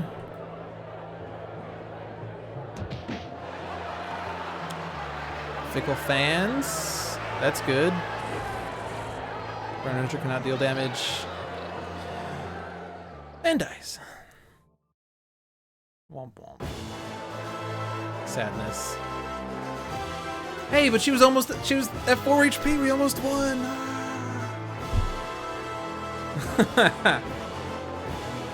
Alrighty. Well, we weren't really well set up for that random match. I think Kaargra with 3 heroes is pretty difficult because all of those gladiators have high HP, and unless you are bringing heroes that specifically deal lots of damage right away, it's difficult to really get going. I think she's better with 4 or 5 heroes. But hey, we played a 5-hero game, we played a 4-hero game, and we played a 3-hero game, which I think is really well balanced. We played an ultimate game, we played a challenge game, and we accidentally played a standard game. I didn't randomize the difficulty, but it didn't matter because we lost. And we didn't play any vengeance games, so that's fine. But it is 9:05, so we have been going for at least 2 hours. So I'm gonna call it here. That was an exciting iteration of Dolphin's Dive. I hope you got some strategic insights that you didn't already know, or at least you got to see someone play with strategic insights, which is exciting sometimes. You know, for a Twitch stream. You know, sometimes you watch Twitch streams where people don't do strategic things. You know, not gonna name any J names there. I'm kidding. Yeah, so I should probably do an outro here. But you were watching Handelabra Games. You can follow us at Handelabra on Twitter, Facebook, and YouTube, and Handelabra Games right here on Twitch. You can follow me on Twitch at Dolphin, on Twitter at Dolphin21.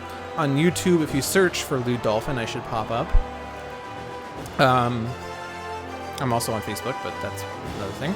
Sentinels of the Multiverse is currently available for iOS, Android, PC, Mac, and Linux via Steam, and always via good old analog cardboard and ink. You can get the game and more info at sentinelsdigital.com.